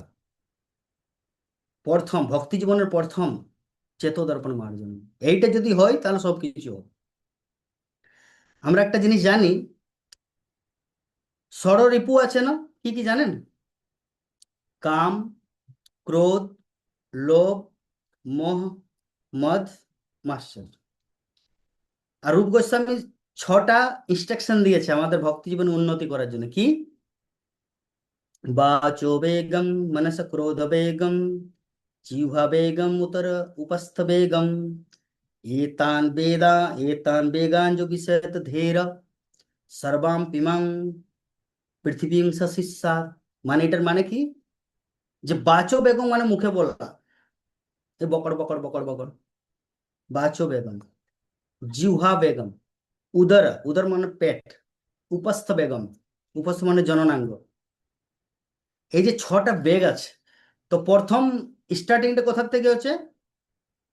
মাউথ, মুখ থেকে। আর ওই যে কাম, ক্রোধ, লোভ, মোহ, মদ, মাৎসর্য, ওইটা লাস্টে কি আছে? মাৎসর্য কি আছে লাস্টে? প্রথম কাম, ধ্যান দিয়ে শুনবেন, আমার চেহারাটার দিকে দেখুন না, ধ্যান দিয়ে শুনো কথাটা। কাম, ক্রোধ, লোভ, মোহ, মদ, মাৎসর্য, লাস্টে কি আছে? মাৎসর্য। আর এইদিকে রূপ গোস্বামী কি বলছে? বাচো বেগম, জিহ্বা বেগম, মনস ক্রোধ উপস্থ বেগম, এই যে 6টা, তার মধ্যে প্রথম হচ্ছে জিহ্বা। তো এই যে 6টা বেগ আছে, লাস্টের বেগটা কি হচ্ছে? উপস্থ। উপস্থ মানে জননাঙ্গ, উপস্থ বেগ। উপস্থ মানে বুঝতে পারছেন, আর অত বাংলায় বলবো না, নিজে নিজে বোঝো, অতটা গাধা নেই এখানে, সবাই একটু বুদ্ধিমান আছে। উপস্থ বেগম। তো যদি কেউ জিহ্বার বেগটা যদি কন্ট্রোল করে, তাহলে এই যে 6টা বেগ আছে, 5টা ওই যে লাইনে মুখ থেকে, বাকি 5টা বেগ কিন্তু অটোমেটিক স্টপ হয়ে যায় যদি কেউ জিহ্বা বেগটা কন্ট্রোল করে। আর ওই যে 6টা আছে রিপু, 6টা রিপু কি? কাম, ক্রোধ, লোভ, মোহ, মদ, মাৎসর্য। যদি কেউ কামকে জয় করে, কাম মানে কি? সম্ভোগ বাসনা, সেক্সুয়াল ডিজায়ার। যদি কেউ কামকে কন্ট্রোল করে, বিশ্বামিত্র কামকে কন্ট্রোল করেছিল, কি হলো অবস্থা? ক্রোধে পড়ে গেছে। মেনকা তো এলো, উনার 60,000 বছরের তপস্যাকে ভঙ্গ করে চলে গেল, একটা মেয়ের জন্ম হলো শকুন্তলা, পুনরায় আরো তপস্যা করতে চলে যায়। তারপরে সেকেন্ডে কে এসেছিল জানেন? তিলোত্তমা। ও সো বিউটিফুল গার্ল। তিলোত্তমা যখন আছে, বিটি তুই ধর, এসে বোতল লেকে মানে বোতল নিয়ে, মানে বিশ্বামিত্র বলছি, এক তো প্রথম 60,000 বছরে একজন, একটা মেয়ে, ফরেনার মেয়ে এসে আমার লাল কাপড় খুলে দিয়েছে। প্রথম আমেরিকান বা রাশিয়ান, মানে ফরেনার, স্বর্গলোক থেকে মেনকা এসেছিল, প্রথম তো লাল কাপড় খুলে দিয়েছে, মানে বিশ্বামিত্র ফল ডাউন করেছে 60,000 বছরের তপস্যা। তারপর 10,000 বছর তপস্যা করে ইন্দ্র কাকে পাঠায়? তিলোত্তমাকে পাঠায়। এবং তিলোত্তমাকে বলছে দাঁড়া তুই, মানে পুরা বন্দুক নিয়ে ছুটছে। তো এই যে ক্রোধ হলো, ওনার আরো তপস্যা ভাঙল, মানে এই যে তপস্যা করেছিল একদম জিরো, জিরো। কাম যদি কেউ জয় করে, ক্রোধে পড়বে। তারপরে লোভ, কাম, ক্রোধ, লোভ। তারপরে মোহ। মোহ মানে জানেন তো? মোহ মানে অনেক কিছু জানা সত্ত্বেও আমরা কিন্তু সেটা পালন করি না, তাকে বলে মোহ।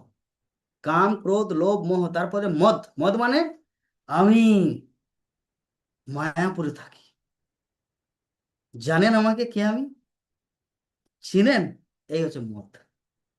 তারপর আছে মাৎসর্য। মাৎসর্য মানে কি, ও বাবা রে, উনি এত বড় হয়ে গেছে, একসাথেই তো জয়েন করেছিলাম। তো যা এই যে একটা 10 তলা বিল্ডিং ঠুকে দিয়েছে, আমি তো এখনো ওর ভাড়া বাড়িতে থাকি। এই যে একটা মানে মাৎসর্য।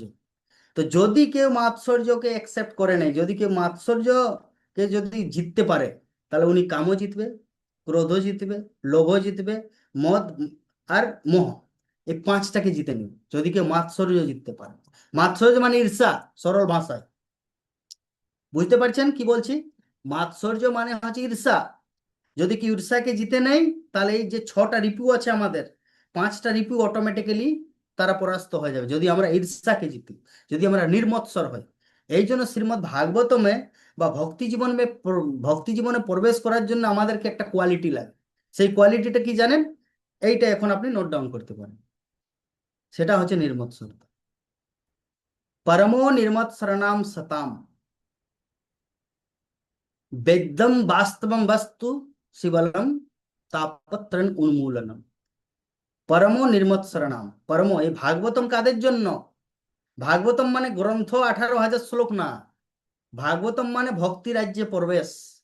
আর ভক্তি রাজ্যে প্রবেশ মানে ভগবত ধাম যাওয়ার ওই এরোপ্লেনে মানে চড়িয়ে যাও বা ওইখানে বসা।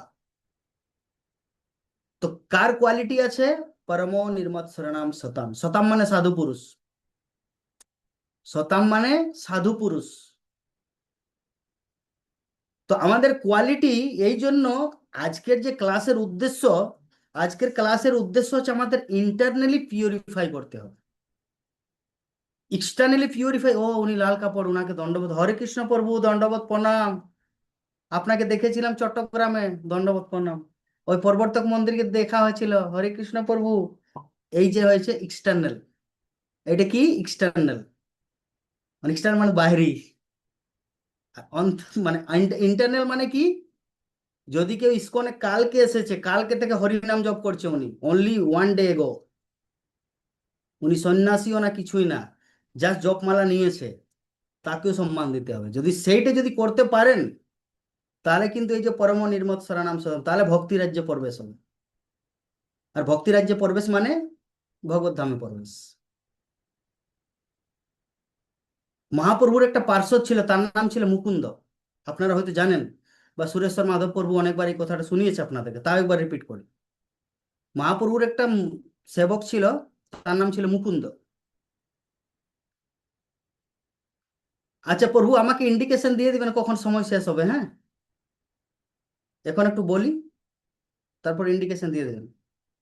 10 মিনিট যখন বলেন। যখনই বোরিং ফিল করবেন, আমাকে ইন্ডিকেশন দিয়ে দেবেন, প্রভু আর শুনতে ভালো লাগছে না। তো মহাপ্রভুর একটা পার্ষদ ছিল, তার নাম ছিল মুকুন্দ। তো মুকুন্দ কি করতো? কখন মায়াবাদীদের ক্লাস শুনতো, যেখানে নিরাকার পরব্রহ্ম, ভগবান সাকার না, ভগবান হচ্ছে অন্ধকার নিরাকার, ও মুকুন্দ সেখানেও গিয়ে ক্লাস শুনতো। আচ্ছা, আচ্ছা। আর যেখানে মহাপ্রভু ও ধ্রুব চরিত্র, প্রহ্লাদ চরিত্র যখন স্বরূপ স্বরূপ দামোদর গোস্বামী যখন মহাপ্রভুকে শোনাতো, হরিদাস ঠাকুর সবাই বসে যখন শুনতো, তো ওই মুকুন্দ সেইখানেও হরিকথা শুনতো। এখন একদিন মহাপ্রভু সেই জিনিসটা লক্ষ্য করেছে, আরে কি রে বাবা, না ইনি ইস্কনের, না গড়িয়া মঠের, না অক্ষয় পাত্রর, না রামকৃষ্ণ মিশনের, না যোগানন্দ সব কোনো জায়গার দীক্ষাই নিছে না, কি ব্যাপার? মানে আমরা এই জিনিসটা ফেস করি অনেকবার। মাতাজি আপনি কেন ইসকনে আসছেন না? আরে না বাবা, আমার দাদা আমার বাবা তারা গড়িয়া মঠের দীক্ষিত, বা তারা ওই রামকৃষ্ণ মঠের দীক্ষিত, এই জন্য ইসকনে আসতে চাইছি। তো মানে না উনি এই না স্কুল কা না উস্কাল, মানে না ঘরের না ঘাটের, তো যাই হোক। তো মহাপ্রভু একদিন বলছে এই এক কাজ করো, ওই মুকুন্দকে আমার কাছে আর নিয়ে আসবে না। এখন মনে পড়ছে কোন ঘটনাটা বলছি। বলছে মুকুন্দকে আমার কাছে নিয়ে আসবেন। তো মুকুন্দকে নিয়ে আসবেন, এখন মুকুন্দকে এই কথাটা বলে দিয়েছে, এই তুমি মহাপ্রভুর কাছে আর যাবে না, মহাপ্রভু চাইছে না তোমার মুখ দেখতে। বলছে কি হয়েছে, আমার দোষ কি? বলছে সেটা জানি না, সেটা উনি ডিসক্লোজ করে নেন, কিন্তু তুমি কিন্তু যাবে না, মহাপ্রভু মানা করে দিয়েছে। তখন ভাই, যদি এখন আপনাদের আপনাদের মধ্যে কাউকে যদি বলে, সুরেশ্বর মাধব প্রভু যদি বলে এই কালকে থেকে দময়ন্তী মাতাজি আপনি জয়েন করবেন না ক্লাস, বা ভক্তিময়ী দেবীদাসী মাতাজি কালকে থেকে জয়েন করবেন না, বা শুক্লা রানী মাতাজি বা পুষ্পা বা গিরি সাধনা জাহ্নবী দেবী মাতাজি, বা যাই হোক, কালকে থেকে আপনি জয়েন করবেন না ক্লাস, ওনার কি হবে অবস্থা? কি করলাম, কি ভুল হয়েছে আমার? আমি কি ভিডিও অন করিনি ক্লাসে, মানে জুম ক্লাসে জয়েন করে ভিডিও অন করিনি, এই জন্য কি প্রভু পানিশমেন্ট দিই? মানে একটা মানে একটা হেডেক মাথায় একটা কাজ করবে, ঠিক আছে। তারপরে যদি উনি জানতেন না আপনি এই ভুলটা করেছিলেন, আপনি ঘরে খুব ঠাঁই বাসন মাজছেন আর মিউট করেননি, আর খুব আওয়াজ আসছে, আর ভক্তরা কিন্তু খুব প্রবলেম ফিল করছে, মানে কৃষ্ণ কথা ভালোভাবে শুনতে পারেনি, আর পুরো খাও খাও খুসনি মুসনি একদম বাল্টি মাল্টি খুব বাথরুমের আওয়াজ আসছে, আর মিউট করেননি, বা যাই হোক একটা রিজন, এটা একটা এক্সাম্পল দিলাম। তো মুকুন্দ জিনিসটা বুঝতে পারছেন আমার মানে দোষটা কোথায়। তো একজন বলেছে তুমি এই দিকেও না, এই কুলে না ওই কুলে। বুঝছে, আচ্ছা তাহলে কিভাবে এটা প্রায়শ্চিত করতে হয়? তো প্রায়শ্চিত করার জন্য বলছে আমি এবার মহাপ্রভুর কাছে দেখা করতে চাই, মহাপ্রভুর সাথে দেখা করতে চাই। আচ্ছা মহাপ্রভু তো তোমার সাথে দেখাই করবে না, তাহলে তুমি কিভাবে দেখা করবে? তো বলছে না, যে কোনো ভাবে আমার তো দেখা করতে হবে, 1 দিন 2 দিন 3 দিন 4 দিন 5 দিন 1 মাস 1.5 মাস। তো মহাপ্রভু একদিন বলছে ওই ওই মুকুন্দ কি আসে, আমার খোঁজ নিয়ে কি আসে? ওই উনার পার্শ্বদেরকে বলছে, হ্যাঁ মহাপ্রভু রোজ আসে, কিন্তু আমি উনাকে পাঠিয়ে দিই। আচ্ছা কি অবস্থা উনার? আরে খুব কান্না করছেন। বলছে কি, কেন কান্না করছেন? না আপনি উনাকে দর্শন দিতে চাইছেন না। হুম। তো এক কাজ করো, তোমরা গিয়ে উনাকে বলো যে মহাপ্রভু 1 লাখ জীবন পরে, ক লাখ, 1 লাখ জীবন পরে আমি দর্শন দেবো তাকে। যদি কেউ বলে যে সুরেশ্বর মাধব প্রভু বলবে এই আমরা দুবাই, আমি দুবাইয়ে যাচ্ছি, আমি দুবাইয়ে যাচ্ছি, আবুধাবিতে যাচ্ছি 1 মাসের জন্য, তো তখন ও বাবারে কবে প্রভু আসবে, কবে ক্লাস হবে, কবে প্রভু আসবে, কবে ক্লাস হবে। 1 মাসটা কিছুই না। মুকুন্দকে কি বলেছে? 1 লাখ জীবনের পর আমি তাকে দর্শন দিব। ধ্যান দিয়ে শুনবেন, কথাটা খুব সিরিয়াস। যে গৃহস্থ জীবনে আমরা কিভাবে ভগবানকে পাবো সেই এক্সাম্পল গুলাই দিচ্ছি আমি। এখন বুঝতে পারবেন না, ক্লাসটা যখন রিপিটেডলি যখন ইউটিউবে শুনবেন সেই সময় বুঝতে পারবেন যে জগন্নাথ দেব প্রভু এই এক্সাম্পল গুলো কেন দিয়েছিল। এখন সেটা মাথায় ঢুকবে না অত জলদি, কারণ আমি সারাংশ বলছি। তো 1 লাখ জীবনের পর মুকুন্দ আমার দর্শন পাবে। এখন মুকুন্দ কি করেছে জানেন? আমাদের মধ্যে কেউ যদি হতো তাহলে কি হতো? একটা কোশ্চেন করি, সুরেশ্বর মাধব প্রভু আপনি কি করতেন? মিউট আনমিউট করে বলুন, আপনি কি করতেন সেই জায়গায়? আচ্ছা হয়তো আপনি ধ্যান দিয়ে শুনেন নাই। আচ্ছা অন্য কেউ একজন বলুন। আচ্ছা এ মাতাজি, চিত্রূপা মালিনী মাতাজি আপনি কি করতেন সেই জায়গায়? বা শ্রীদাম দাস প্রভু আপনি কি করতেন? বলুন। এই যে মহাপ্রভু যে বললো 1 লাখ জীবনের পর আমি দর্শন দিব, আপনি কি করতেন? জলদি বলুন, কিন্তু টাইম নেই, টাইম নেই, জলদি বলুন। কৃষ্ণ প্রভু অপেক্ষা করতাম, হ্যাঁ অপেক্ষা করতাম। অপেক্ষা করতে। আচ্ছা প্রভু, শ্রীদাম প্রভু। প্রভু আসলে এই অপেক্ষা করাটা আমাদের যে যে মন মানসিকতা, আমাদের এখনো আমাদের তো জ্ঞান তো ফুটে উঠে নাই। তার হ্যাঁ জন্য আমরা তো যদি যদি 100 বছরের কথা বলতো বা 50 বছরের কথা বলতো, তবু একটু অপেক্ষা করাটা আমাদের পক্ষে সম্ভব হইতো। ওই গুড। যে 1 কোটি 1 কোটি বছর বা 1 লক্ষ বলছে ওইটা বরদাস্ত করার মতো জ্ঞান তো বুঝলাম। আমাদের নেই, হয়তো আমরা ক্রোধ করতাম প্রভু, যেটা থ্যাংক সত্য ইউ, কথা বলছি আমি। থ্যাংক ইউ, পয়েন্টটা পেলাম, পয়েন্টটা পেয়েছি, থ্যাংক ইউ প্রভু। তো এখন আমাদের মতন কাউকে যদি বলা যে পূর্ণানন্দী মাধবী মাতাজি আপনি কিছু বলতেন নাকি এই বিষয়ে, আপনি না কিছু বলতেন? প্রভু, ঠিক আছে, হরে কৃষ্ণ, ক্রোধান্বিত হয়ে যেতাম, ঠিক আমরা আছে, হয়তো থাকতে পারতাম না এইভাবে। ওকে। তো আমাদের মতন কাউকে যদি বলতো যে মহাপ্রভু যে 1 লাখ বছর পর জগন্নাথ দেবদাস তুমি আমার দর্শন পাও, আমি কি ও বাবা রে, হায় রে আমার ফাটা কপাল রে, কি ভুল করেছি, আমি কান্না করে ডিপ্রেশনে মরে যেতাম। কিন্তু মুকুন্দ কি করেছিল জানেন? শুনুন ধ্যান দিন, হরি বল করে খুব নাচতে শুরু করেছে, খুব নাচতে শুরু করেছে, এমন ডান্সিং যে ওই যে সন্ধ্যারতিতে মায়াপুর টিভিতে আপনারা দেখেন ভক্তদেরকে নাচায়, কার কার 2 হাত আছে হাত উঠিয়ে নাচো, যেমন 2 হাতে না নাচায় তেমনি মুকুন্দ প্রভু খুব নাচা শুরু করে দিয়েছে। এখন বাকি ভক্তরা আশ্চর্য, মানে মাথা কি রে বাবা, ইনা ডিপ্রেশন হওয়ার জায়গায় ইনি তো নাচা শুরু করে দিয়েছে, কি ব্যাপার, রহস্যটা কি? তো বলছে এই মুকুন্দ শোনো শোনো শোনো, ডান্স বন্ধ করো, ডান্স বন্ধ করো। বলছে কি কি কি কি, আচ্ছা তুমি নাচানাচি করছো, কি ব্যাপারটা বলো তো, তোমার তো এই জায়গায় ডিপ্রেশন হওয়ার কথা, বা এই জায়গায় তোমাকে একটু কি বলে মন ভাঙার কথা, কিন্তু সেই জায়গায় তো একদম আপনি তো একদম ফ্রেশ, নতুন আনন্দ পাচ্ছেন। তখন মুকুন্দ বলছে রহস্যটা, রহস্যটা শুনুন, আমাদের গৃহস্থ ভক্তদেরকে বলছে। বলছে ওইটা কে বলেছে স্টেটমেন্টটা যে 1 লাখ বছর পরে, 1 লাখ জীবনের পরে দর্শন দিব? মহাপ্রভু বলেছে। মহাপ্রভুকে অনন্ত কোটি বিশ্ব ব্রহ্মাণ্ডের মালিক, তো উনার কথা কি কখনো ব্যর্থ যায়? আজ হোক, কাল হোক, পরশু হোক, 100 জীবন পরে হোক, 1 করোড় জীবন পরে হোক, 1 অরব জীবন পরে হোক, বা অনন্ত জীবন পরে হোক, মহাপ্রভু যখন বলেছে দর্শন দিব, দ্যাট মিনস দর্শন দিবে। এই জন্য উনি নাচানাচি করেছে। তো এই কথাটা মহাপ্রভুর কাছে, মহাপ্রভু বলছে কি আজকে মুকুন্দর কি খবর, বলছে প্রভু আজকে একটা আশ্চর্যজনক ঘটনা। কি ঘটনা? যে যখনই মুকুন্দকে বলেছি যে 1 লাখ জীবন পরে মহাপ্রভু তাকে দর্শন দিবে, উনি খুব নাচানাচি শুরু করেছে। তো মহাপ্রভু বলছে ওনাকে নিয়ে আসোটা। মহাপ্রভু কি বলছে? নিয়ে আসো তাকে, আমি এখন তাকে দর্শন দেব। তো মুকুন্দকে তার কাছে নিয়ে আসে, তখন ভক্তরা জিজ্ঞাসা করছে মহাপ্রভু আপনি তো 1 লাখ জীবন পরে দেখা দিব বলেছিলেন, আপনি তো এখন 2 মিনিটে ডেকে নিলেন তাকে। বলছে উনার 1 লাখ জীবন হয়ে গেছে।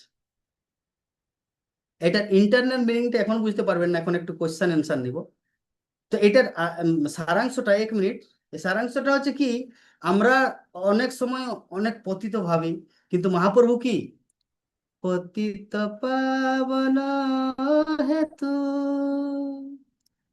তব অবতার মসম পতিত প্রভু না পাইবে আর। এইটা হচ্ছে মহাপ্রভুর ফিলোসফি। এই রিলেশনশিপটা যদি আমরা অ্যাকসেপ্ট করতে পারি, আইদার গৃহস্থ, ব্রহ্মচারী, বানপ্রস্থ আর সন্ন্যাস, এই পতিত পাবন, আমি ব্রহ্মচারীও না, আমি একটা পতিত, আমি গৃহস্থও না, আমি একটা পতিত, আমি সন্ন্যাসীও না, বানপ্রস্থ না, আমি একটা পতিত, আর সেই পাবনকে মহাপ্রভু। তো পতিত পাবন, আমার মতন কেউ পতিত না, আর মহাপ্রভুর মতন কেউ দয়ালু না। এই রিলেশনশিপটা যদি স্টাবলিশ করি, তাহলে গৃহস্থ জীবনই হচ্ছে সব থেকে ভালো পন্থা ভক্তি জীবনে বা ভগবানকে পাওয়া। কিন্তু এটা ডিসক্রিপশনটা আজকে 1 ঘন্টায় হলো না, যদি কোনোদিন যদি সুরেশ্বর মাধব প্রভু আমাকে পুনরায় যদি আহ, বলে, তাহলে এইটার যে আজকে যে সংক্ষেপে যেটা বললাম সেটা বিস্তারিত ভাবে আলোচনা করা যাবে।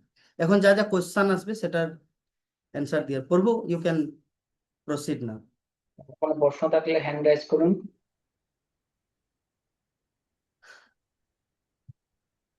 আরো কোনো প্রশ্ন, কোশ্চেন?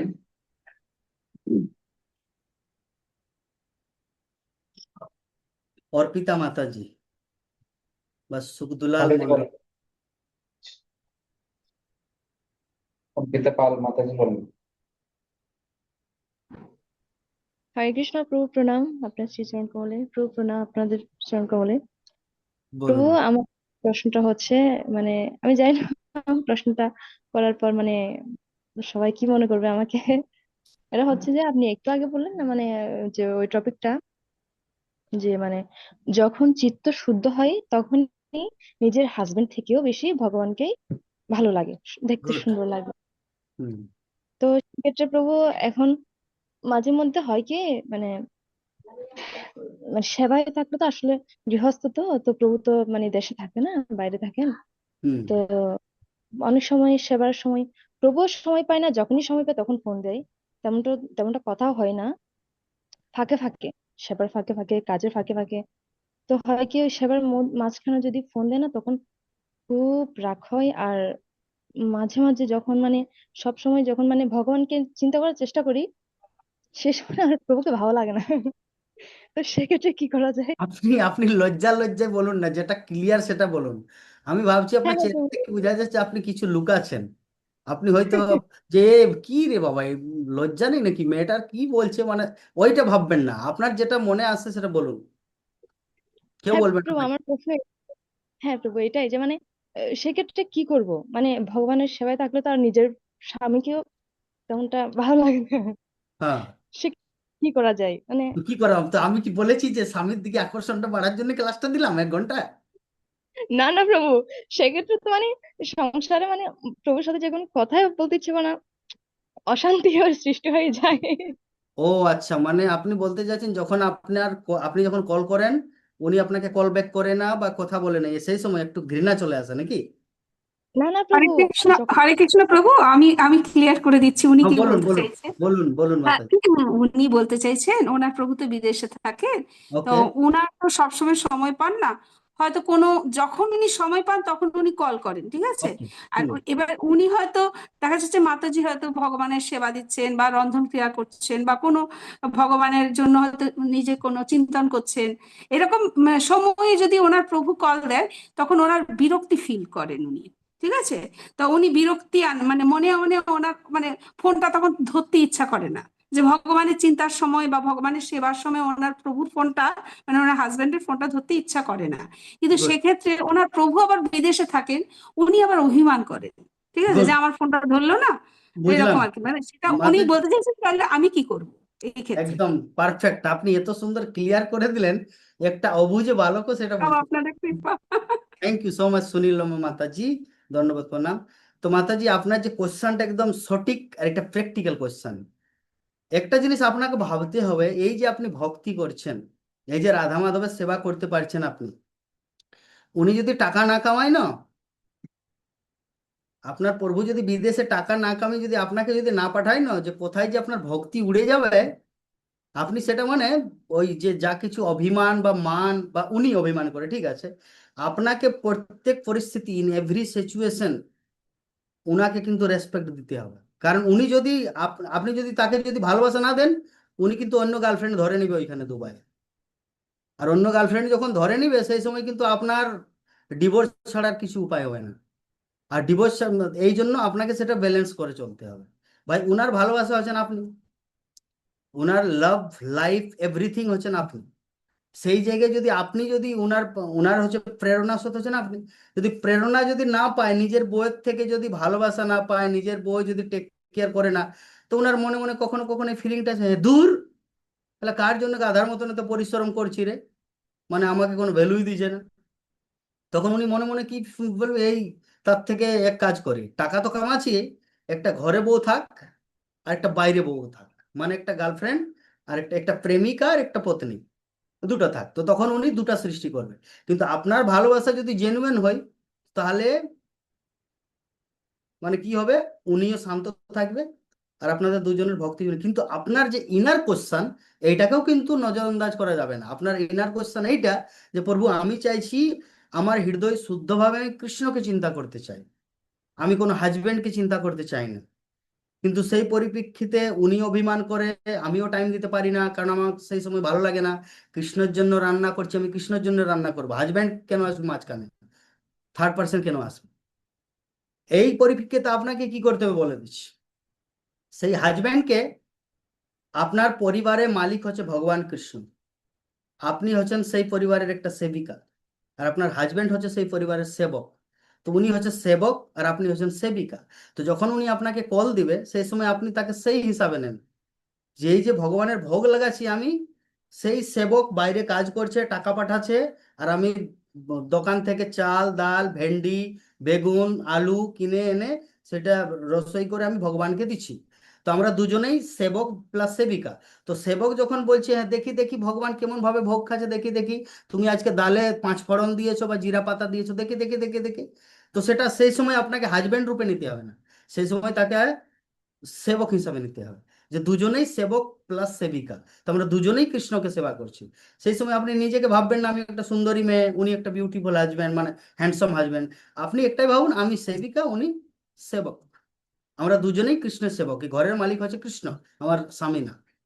ক্লিয়ার হয়েছে? হরে কৃষ্ণ প্রভু, প্রণাম প্রণাম। Thank you.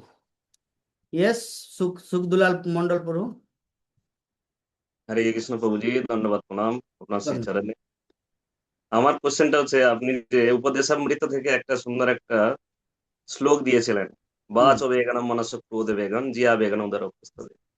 এই যে 6টা বেগ যে আমাদের, হুম, যখন আমরা ইন্দ্রভোগে আসক্ত মানে নিজের বুদ্ধি হারাই কেন প্রভুজি? বুঝলাম না, আরেকবার ক্লিয়ার করুন। এই যে ইন্দ্রভোগে আসক্তি মানুষ নিজের বুদ্ধি হারাই কেন প্রভুজি, এটা আমার প্রশ্ন। যখন ইন্দ্রিয় ভোগ করি তখন আমাদের বুদ্ধিটা কেন হারাই, এইটা বলছেন? হ্যাঁ হ্যাঁ। ভগবদ্গীতা একটা শ্লোক আছে, আবৃতম জ্ঞানমেতেন জ্ঞানিনো নিত্যবৈরিণা কামরূপেণ কৌন্তেয় দুষ্পূরণেন নানেচ। এটার মানে হচ্ছে আবৃতম জ্ঞানমেতেন জ্ঞানিনো নিত্যবৈরিণা। এই যে কাম, কাম মানে সম্ভোগ সুখ, স্ত্রী পুরুষের প্রতি আকর্ষণ, পুরুষের স্ত্রীর প্রতি আকর্ষণ, দুজনের জন্য সঙ্গ, দ্যাট ইজ কল কাম। তো ভগবান কৃষ্ণ বলছে আবৃতম জ্ঞানম এতেন জ্ঞানিনো নিত্য বৈরিণা। সেটা কে নিত্য বৈরিণা? বৈরিণা মানে হচ্ছে শত্রু, আর নিত্য মানে অনাদিকাল থেকে। অনাদিকাল থেকে হে অর্জুন, অনাদিকাল থেকে একটা শত্রু বাস করে তোমার সাথে। সেই শত্রুটাকে জানো? কাম রূপে না কন্তেয়, হে কুন্তিপুত্র অর্জুন, কাম রূপে কন্তে দুষ্পুরে না লেনেছ, তাকে যতই তুমি সন্তুষ্টি করো উনি কখনো সন্তুষ্ট হয় না। আর আমাদের যে জ্ঞান, আপনি যেটা বলছেন যে প্রভু আমরা জ্ঞান কেন হারাই, আমাদের ভিতরে জ্ঞান আছে, অনুভব আছে, এক্সপিরিয়েন্স আছে, ফিলোসফি আছে, লজিক আছে, সবকিছু যখন কিন্তু প্রেমে পড়ি বা লাইক দ্যাট যাই হোক, কিন্তু আমরা সবকিছু হারিয়ে যাই। সেটা ওই স্ত্রী হারায় না, ওই কাম, কামের একটা রূপেই। এই যে কাম রতি আছে না শাস্ত্রে, কাম রূপ রতি রূপ, রতি হচ্ছে স্ত্রী, কাম হচ্ছে পুরুষ। তো কাম রতি উনারা 5টা বাণ মারে। তো 5টা বাণ যখন মারে কামদেব, কামদেবের যে 5টা বাণ, তো উনি মানে তার মধ্যে একটা বাণ হচ্ছে মোহ। বাণটা যখন মারে তখন আমাদের বুদ্ধি নাশ হয়ে যায়। এই জন্য ভগবান কৃষ্ণ বলছে আবৃতম জ্ঞান, আবৃত মানে ঢাকা। যখন আমাদের জীবনে যখন কাম প্রবেশ করে তখন ঢেকে যায়। তো এখন বুদ্ধিমানের কাজ কি? বুদ্ধিমানের কাজ এটা তো হচ্ছে গীতার শ্লোক। ভাগবতমে যজাতি মহারাজের কথা আপনারা হয়তো শুনেছেন। তিনি সত্যযুগে বিয়ে করেছিল দেবযানীকে, আর দাপর যুগ পর্যন্ত তার সাথে যৌন ক্রীড়া করেছিল। কতদিন? সত্যযুগ পুরাটা চলে গেল, দাপর ত্রেতা যুগ চলে গেল, দ্বাপর যুগ, কিন্তু তাও কখনো তার স্যাটিসফ্যাকশন, যৌন সঙ্গের স্যাটিসফ্যাকশন ফুল তৃপ্তি হয়নি। তো একদিন উনি মনে মনে ভাবছে যে কিভাবে এটা ত্যাগ করা যায়।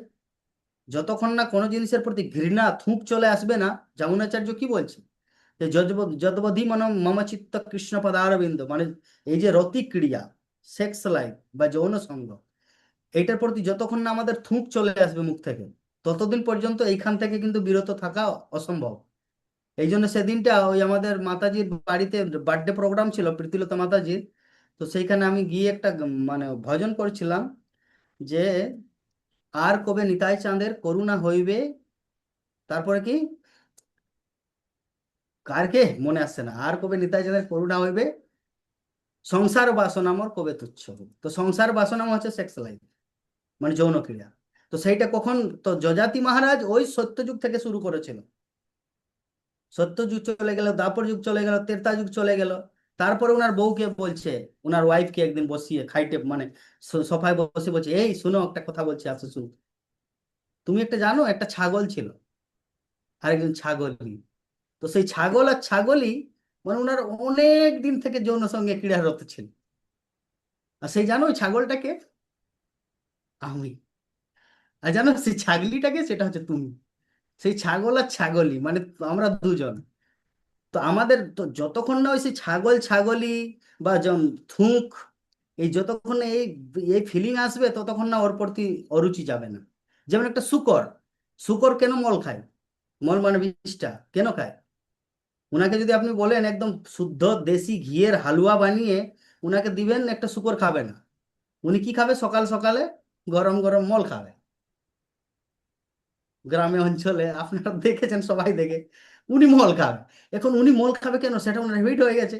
এখন উনি যতক্ষণ না মানুষ শরীরে আসে বা অন্য একটা জীবাত্মা 84 লাখ জনের মধ্যে শুকর শরীরে আছে, এখন ওনার শরীরটা এমন ভাবে ক্যাপাসিটি এমন ভাবে তৈরি আছে, উনাকে যতই আপনি বুঝান এই সুজি ঘাঁটা, একদম ঘি, জিরা ফোড়ন, তারপরে 5 ফোড়ন দিয়ে এত সুন্দর, আহা হা, একদম চিনি, একদম গুড় দিয়ে এটা তৈরি, এইটা খাও, তুমি কেন মল খাবে? আরে না, ওইটা যা টেস্টি, তুমি কি বুঝবে মলের যে কি স্বাদ।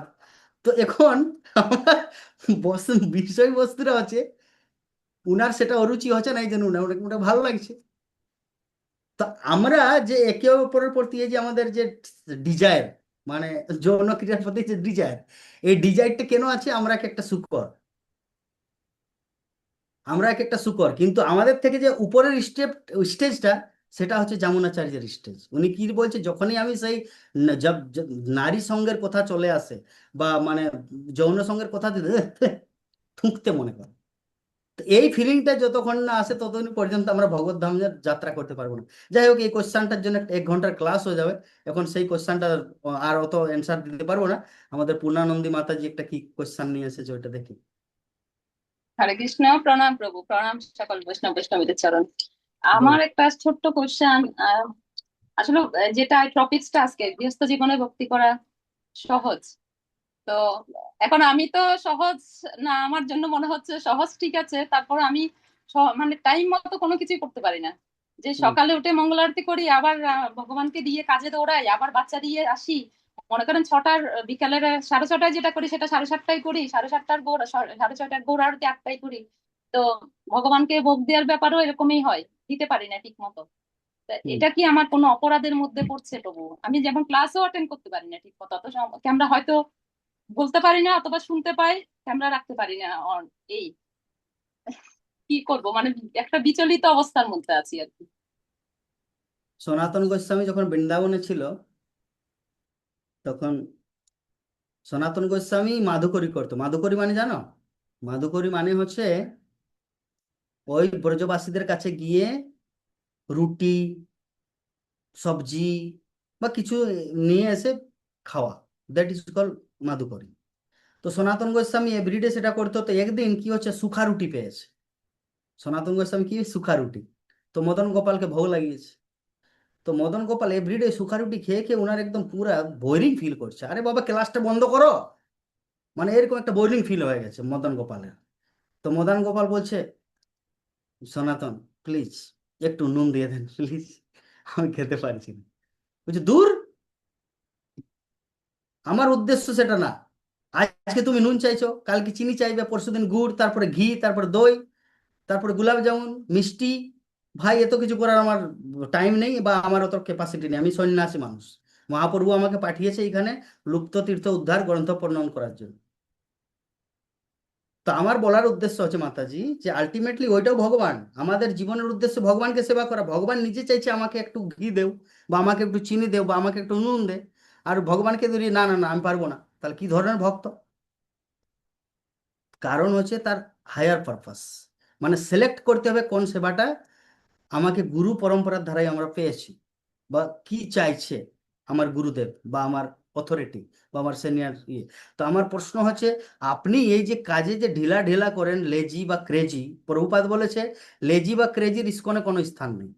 যদি আপনি লেজি বা ক্রেজি করেন তাহলে আমার ইসকনে আপনি নেন, ইসকনের বাইরে আছেন। এই জিনিসটা বুঝতে হবে। তো আমার প্রশ্ন হচ্ছে যে আপনি যে টাইমে টাইমে হচ্ছে না, টাইমে টাইমে না হলে কোনো অসুবিধা নেই, কিন্তু কাজটা হওয়া দরকার। এখন ধরুন, আমাদের ইসকনের নিয়ম কি, 4:30 মঙ্গল আরতি মানে 4:30 মঙ্গল। আমাদের শ্রীনাথ যে নাথদ্বারা আছে, নাথদ্বারা রাজস্থানে যে নাথদ্বারা শ্রীনাথজি, তো শ্রীনাথজির কি জানেন? ওইখানে ঘটনা বলে দিচ্ছি। যখন উনাকে সাজানো হয়, তো সাজানোর পর উনার মুখে স্মাইল আসবে বিগ্রহে, শ্রীনাথজি যে বিগ্রহটা আছে, ইসমাইল যতক্ষণ না আসবে ততক্ষণ না ওই কাপড় খুলে খুলে নতুন নতুন ড্রেস পরাতে থাকে পূজারী। ও নতুন ড্রেস পরাবে, তারপরে যখন ইসমাইল করবে ভগবান, তখন ওনাকে সবার জন্য পর্দা খুলবে। তো সেইটা কোনোদিন 7টাও বাজে, কোনোদিন 12টাও বাজে খুলতে। আমি গিয়েছি তো 2024-এ, আমি গিয়েছি নিজে শ্রীনাথজি। কোনোদিন 7টার সময় দর্শনার্থী খোলে, আর কোনোদিন বেলা 2টায় খোলে। কেন? ওই পূজারীরা দেখে যে ভগবান যতক্ষণ না প্রসন্ন হবে জগৎকে উনি দেখাবে না। এই ধরুন আজকে লাল ড্রেসটা পরিয়েছে, কুমকুম কুমকুম টিকা পোকা একদম চেহারাটা সাজে তিলক করে দিয়েছে, দেখছে ভগবানের ইসমাইল আসছে না, ওই যে সব ড্রেস খুলো, নতুন ড্রেস লাগা, ব্লু ড্রেস লাগা। এইভাবে যতক্ষণ না ভগবান ইসমাইল আসবে ততক্ষণ না উনি দর্শন দিবে না। তো এইটা তার একটা আলাদা নিয়ম। আর আমাদের ইসকনের কি নিয়ম ভাই, 7:30টায় মানে 4:30 মঙ্গল আরতি, মানে 4:30 মঙ্গল আরতি, শাক ফুঁকতেই হবে। এখন বিষয়বস্তুটা হচ্ছে যে কোনো ভাবে ভগবানকে সেবা। ভক্তের মধ্যে আমরা জানি কর্মাবাই বলে একটা বাই জগন্নাথ পুরীতে, উনি বাসি ভাত খাওয়াতো ভগবানকে। এইভাবে দাঁতুন কুচি করছে, আর এইভাবে দাঁতুন কুচি করে করে মানে খিচুড়ি বানাচ্ছে, আর খিচুড়ির ভগবানের কাছে বাসি মুখে। আমরা তো স্নান করি, তিলক করি, মা কণ্ঠীমালা 1-2 মালা জপ করি, তারপর ভগবানকে ভোগ লাগাই। উনি কি করে, ঘুম থেকে উঠে দাঁতুন ঘষছে আর খিচুড়ি বানাচ্ছে আর ভগবানকে খাওয়াচ্ছে। তখন কার মানে কার কি ভাব, ভগবান কাকে কিভাবে অ্যাকসেপ্ট করবে সেটা কৃষ্ণ জানে, কৃষ্ণ ভক্ত জানে। কিন্তু আপনার ক্ষেত্রে আপনি ভগবানকে যেভাবে ভাবগ্রাহী জনার্দন, কত টাইমে খাওয়াচ্ছেন সেটা ইম্পর্টেন্ট না, কিন্তু তাও যখন আমরা নিয়মের মধ্যে আছি। কারণ ভগবদ্গীতায় ভগবান বলেছেন য শাস্ত্রবিধি উৎসৃজ্য বর্ততে কাম কারত নসু সিদ্ধিম অপাপ্নতি ন সুখম ন পরামগতি। যে যিনি শাস্ত্রবিধি ত্যাগ করে নিজের মন মানা আচরণ করে, নস সিদ্ধিম অপাপ্নতি, উনি সিদ্ধি প্রাপ্ত করে না, ন সুখম ন পরামগতি, না সুখ পায় না ভগবত ধামে যায়। তো এই জন্য নিয়ম শৃঙ্খলা একটু মানুন, কিন্তু আলটিমেটলি ভাবটা যেন সুন্দর থাকে। ঠিক আছে? হরে বল, হরে কৃষ্ণ প্রভু, প্রণাম। তাহলে আর কারো কোনো কোশ্চেন নাই? হয়তো প্রভুও বলছে 5টা বেজে গেছে, প্রভু তাহলে বন্ধ করি নাকি, বাকি আমি জানি না। আর কারো ধন্যবাদ গ্রুপের সকলে, আমরা একটু প্রার্থনা করি প্রভুর জন্য, প্রভুকে যাতে আমরা এভাবে সবসময় পাই। আর আমাদের সবাই, সব ভক্তকে প্রভু মায়া করে, যারাই আসে প্রভু খুব কি করে সময় দেয়, খুব ভালোবাসে, সবার সাথে মিশে, আমার খুব ভালো লাগে জিনিসটা। কারণ প্রভুদের একজন শিষ্য মিল ছিল যে যখন কোনো কেউ নতুন আসে বা কিছু আসে, তাদেরকে একটু সময় দেওয়া, তাদের সাথে একটু কথা বলা, এটা প্রভুপাদ খুব খুশি হয়। এটা প্রচার। আমি সেজন্য জগন্নাথ প্রভুর এই কোয়ালিটিটা আছে, খুব সুন্দর কীর্তন করে। আপনারা যখনই মায়াপুরে আসবেন দর্শনার্থী মিস করবেন না, প্রভুর কীর্তন শুনবেন, খুব আনন্দ পাবেন হৃদয় থেকে। ঠিক আছে? এবং আমি এখানে আসার পরে প্রভু আমাকে সুযোগ দিয়ে গাইবার জন্য, তার জন্য প্রভুকে অসংখ্য ধন্যবাদ। কালকে কালকে আপনাদের প্রভু শ্রীপাদ সুরেশ্বর মাধব প্রভু পঞ্চতত্ত্ব আরতি গাইবে। আমি যে কোনো ভাবে ওনার শিডিউল করে দিয়েছি, কালকে উনি মন্দিরে গাইবে, সবাই মায়াপুর টিভি অন করবেন। আপনারা সবাই প্রার্থনা করবেন যাতে বৈষ্ণবদের কৃপা না থাকে, না সেটা আমি ব্যবস্থা করতে পারি। কিছুদিন রাধা মাধব আরতি গাইছিলেন এখানে। তাও প্রভুর কৃপা। क्या बात करते हैं आप, तो मुझे ওকে, সবাই আমরা একটু প্রার্থনা করি প্রভুর জন্য। সবাই হরে কৃষ্ণ কৃষ্ণ কৃষ্ণ কৃষ্ণ কৃষ্ণ হরে কৃষ্ণ হরে হরে, হরে হরে রাম হরে রাম, রাম রাম হরে হরে হরে। জগন্নাথ দেব প্রভু কি জয়। জগদ্গুরু শিল প্রভুপাদ কি জয়। জয়। প্রণাম। মাতাজি খুব সুন্দর ক্লাস দেয়, একদিন মাতাজিকে ক্লাস দিতে বলবেন। মাতাজি বাংলা পারে? সব না পারে না। পারে? কে বললো পারে না? কার মুখটা দেখি তো, মুখটা অন করো, কে মুখটা অন থ্যাংক ইউ। করো। তাহলে তবু জগন্নাথ প্রভুকে বলবো, জগন্নাথ প্রভু মাতাজিকে একদিন একটা ক্লাস দিতে বলবো, বাংলা। কারণ আমাদের কে বেশিরভাগ ভক্ত বললো বাঙালি। প্রথম এটা শুনি, কে বললো যে পারে না ক্লাস? 7টা ভাষা জানে, অনলি বাংলা না, বাংলা, গুজরাটি, হিন্দি, ইংলিশ। জগন্নাথ প্রভু না সব শিখিয়ে ছাড়বে। যেমন উনি তেমন ওনার আমাদের মাতাজিকে সব শিখাবে। থ্যাংক ইউ, অসংখ্য ধন্যবাদ সবাইকে। উনি শুনছে আপনাদের সমস্ত কথাগুলো, উনি শুনছে, উনিও লাইনে আছে, কিন্তু উনি বলবো উনি লাইনে আছে। জয় শিল প্রভুপাদ, গুরু মহারাজ। ওকে, জয় অসংখ্য শ্রী ধন্যবাদ, কৃষ্ণ। অসংখ্য ধন্যবাদ। এরপরে আমাদের বোধহয় নেক্সট সপ্তাহে ক্লাসে মায়াপুরেরই আরেকজন প্রভু আসবে, উনিও পরম পূজ্য শ্রী শ্রীমৎ ভক্তিচারক প্রভুপাদের শিষ্য ব্রহ্মচারী। আহ, খুব ভালো। তো সবাই প্রস্তুত থাকবেন, কারণ ধামের বৈষ্ণবদের মুখশ্রিত বাণী এবং ওনাদের সময় পাওয়া এটা অনেক টাফ।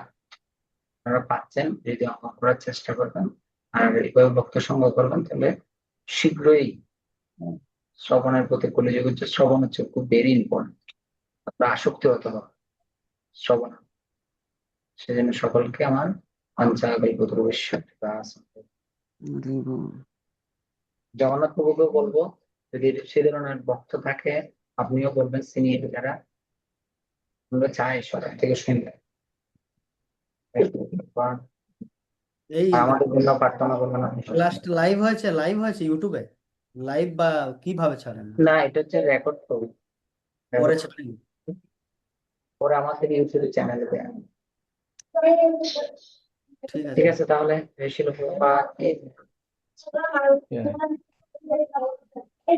Yeah.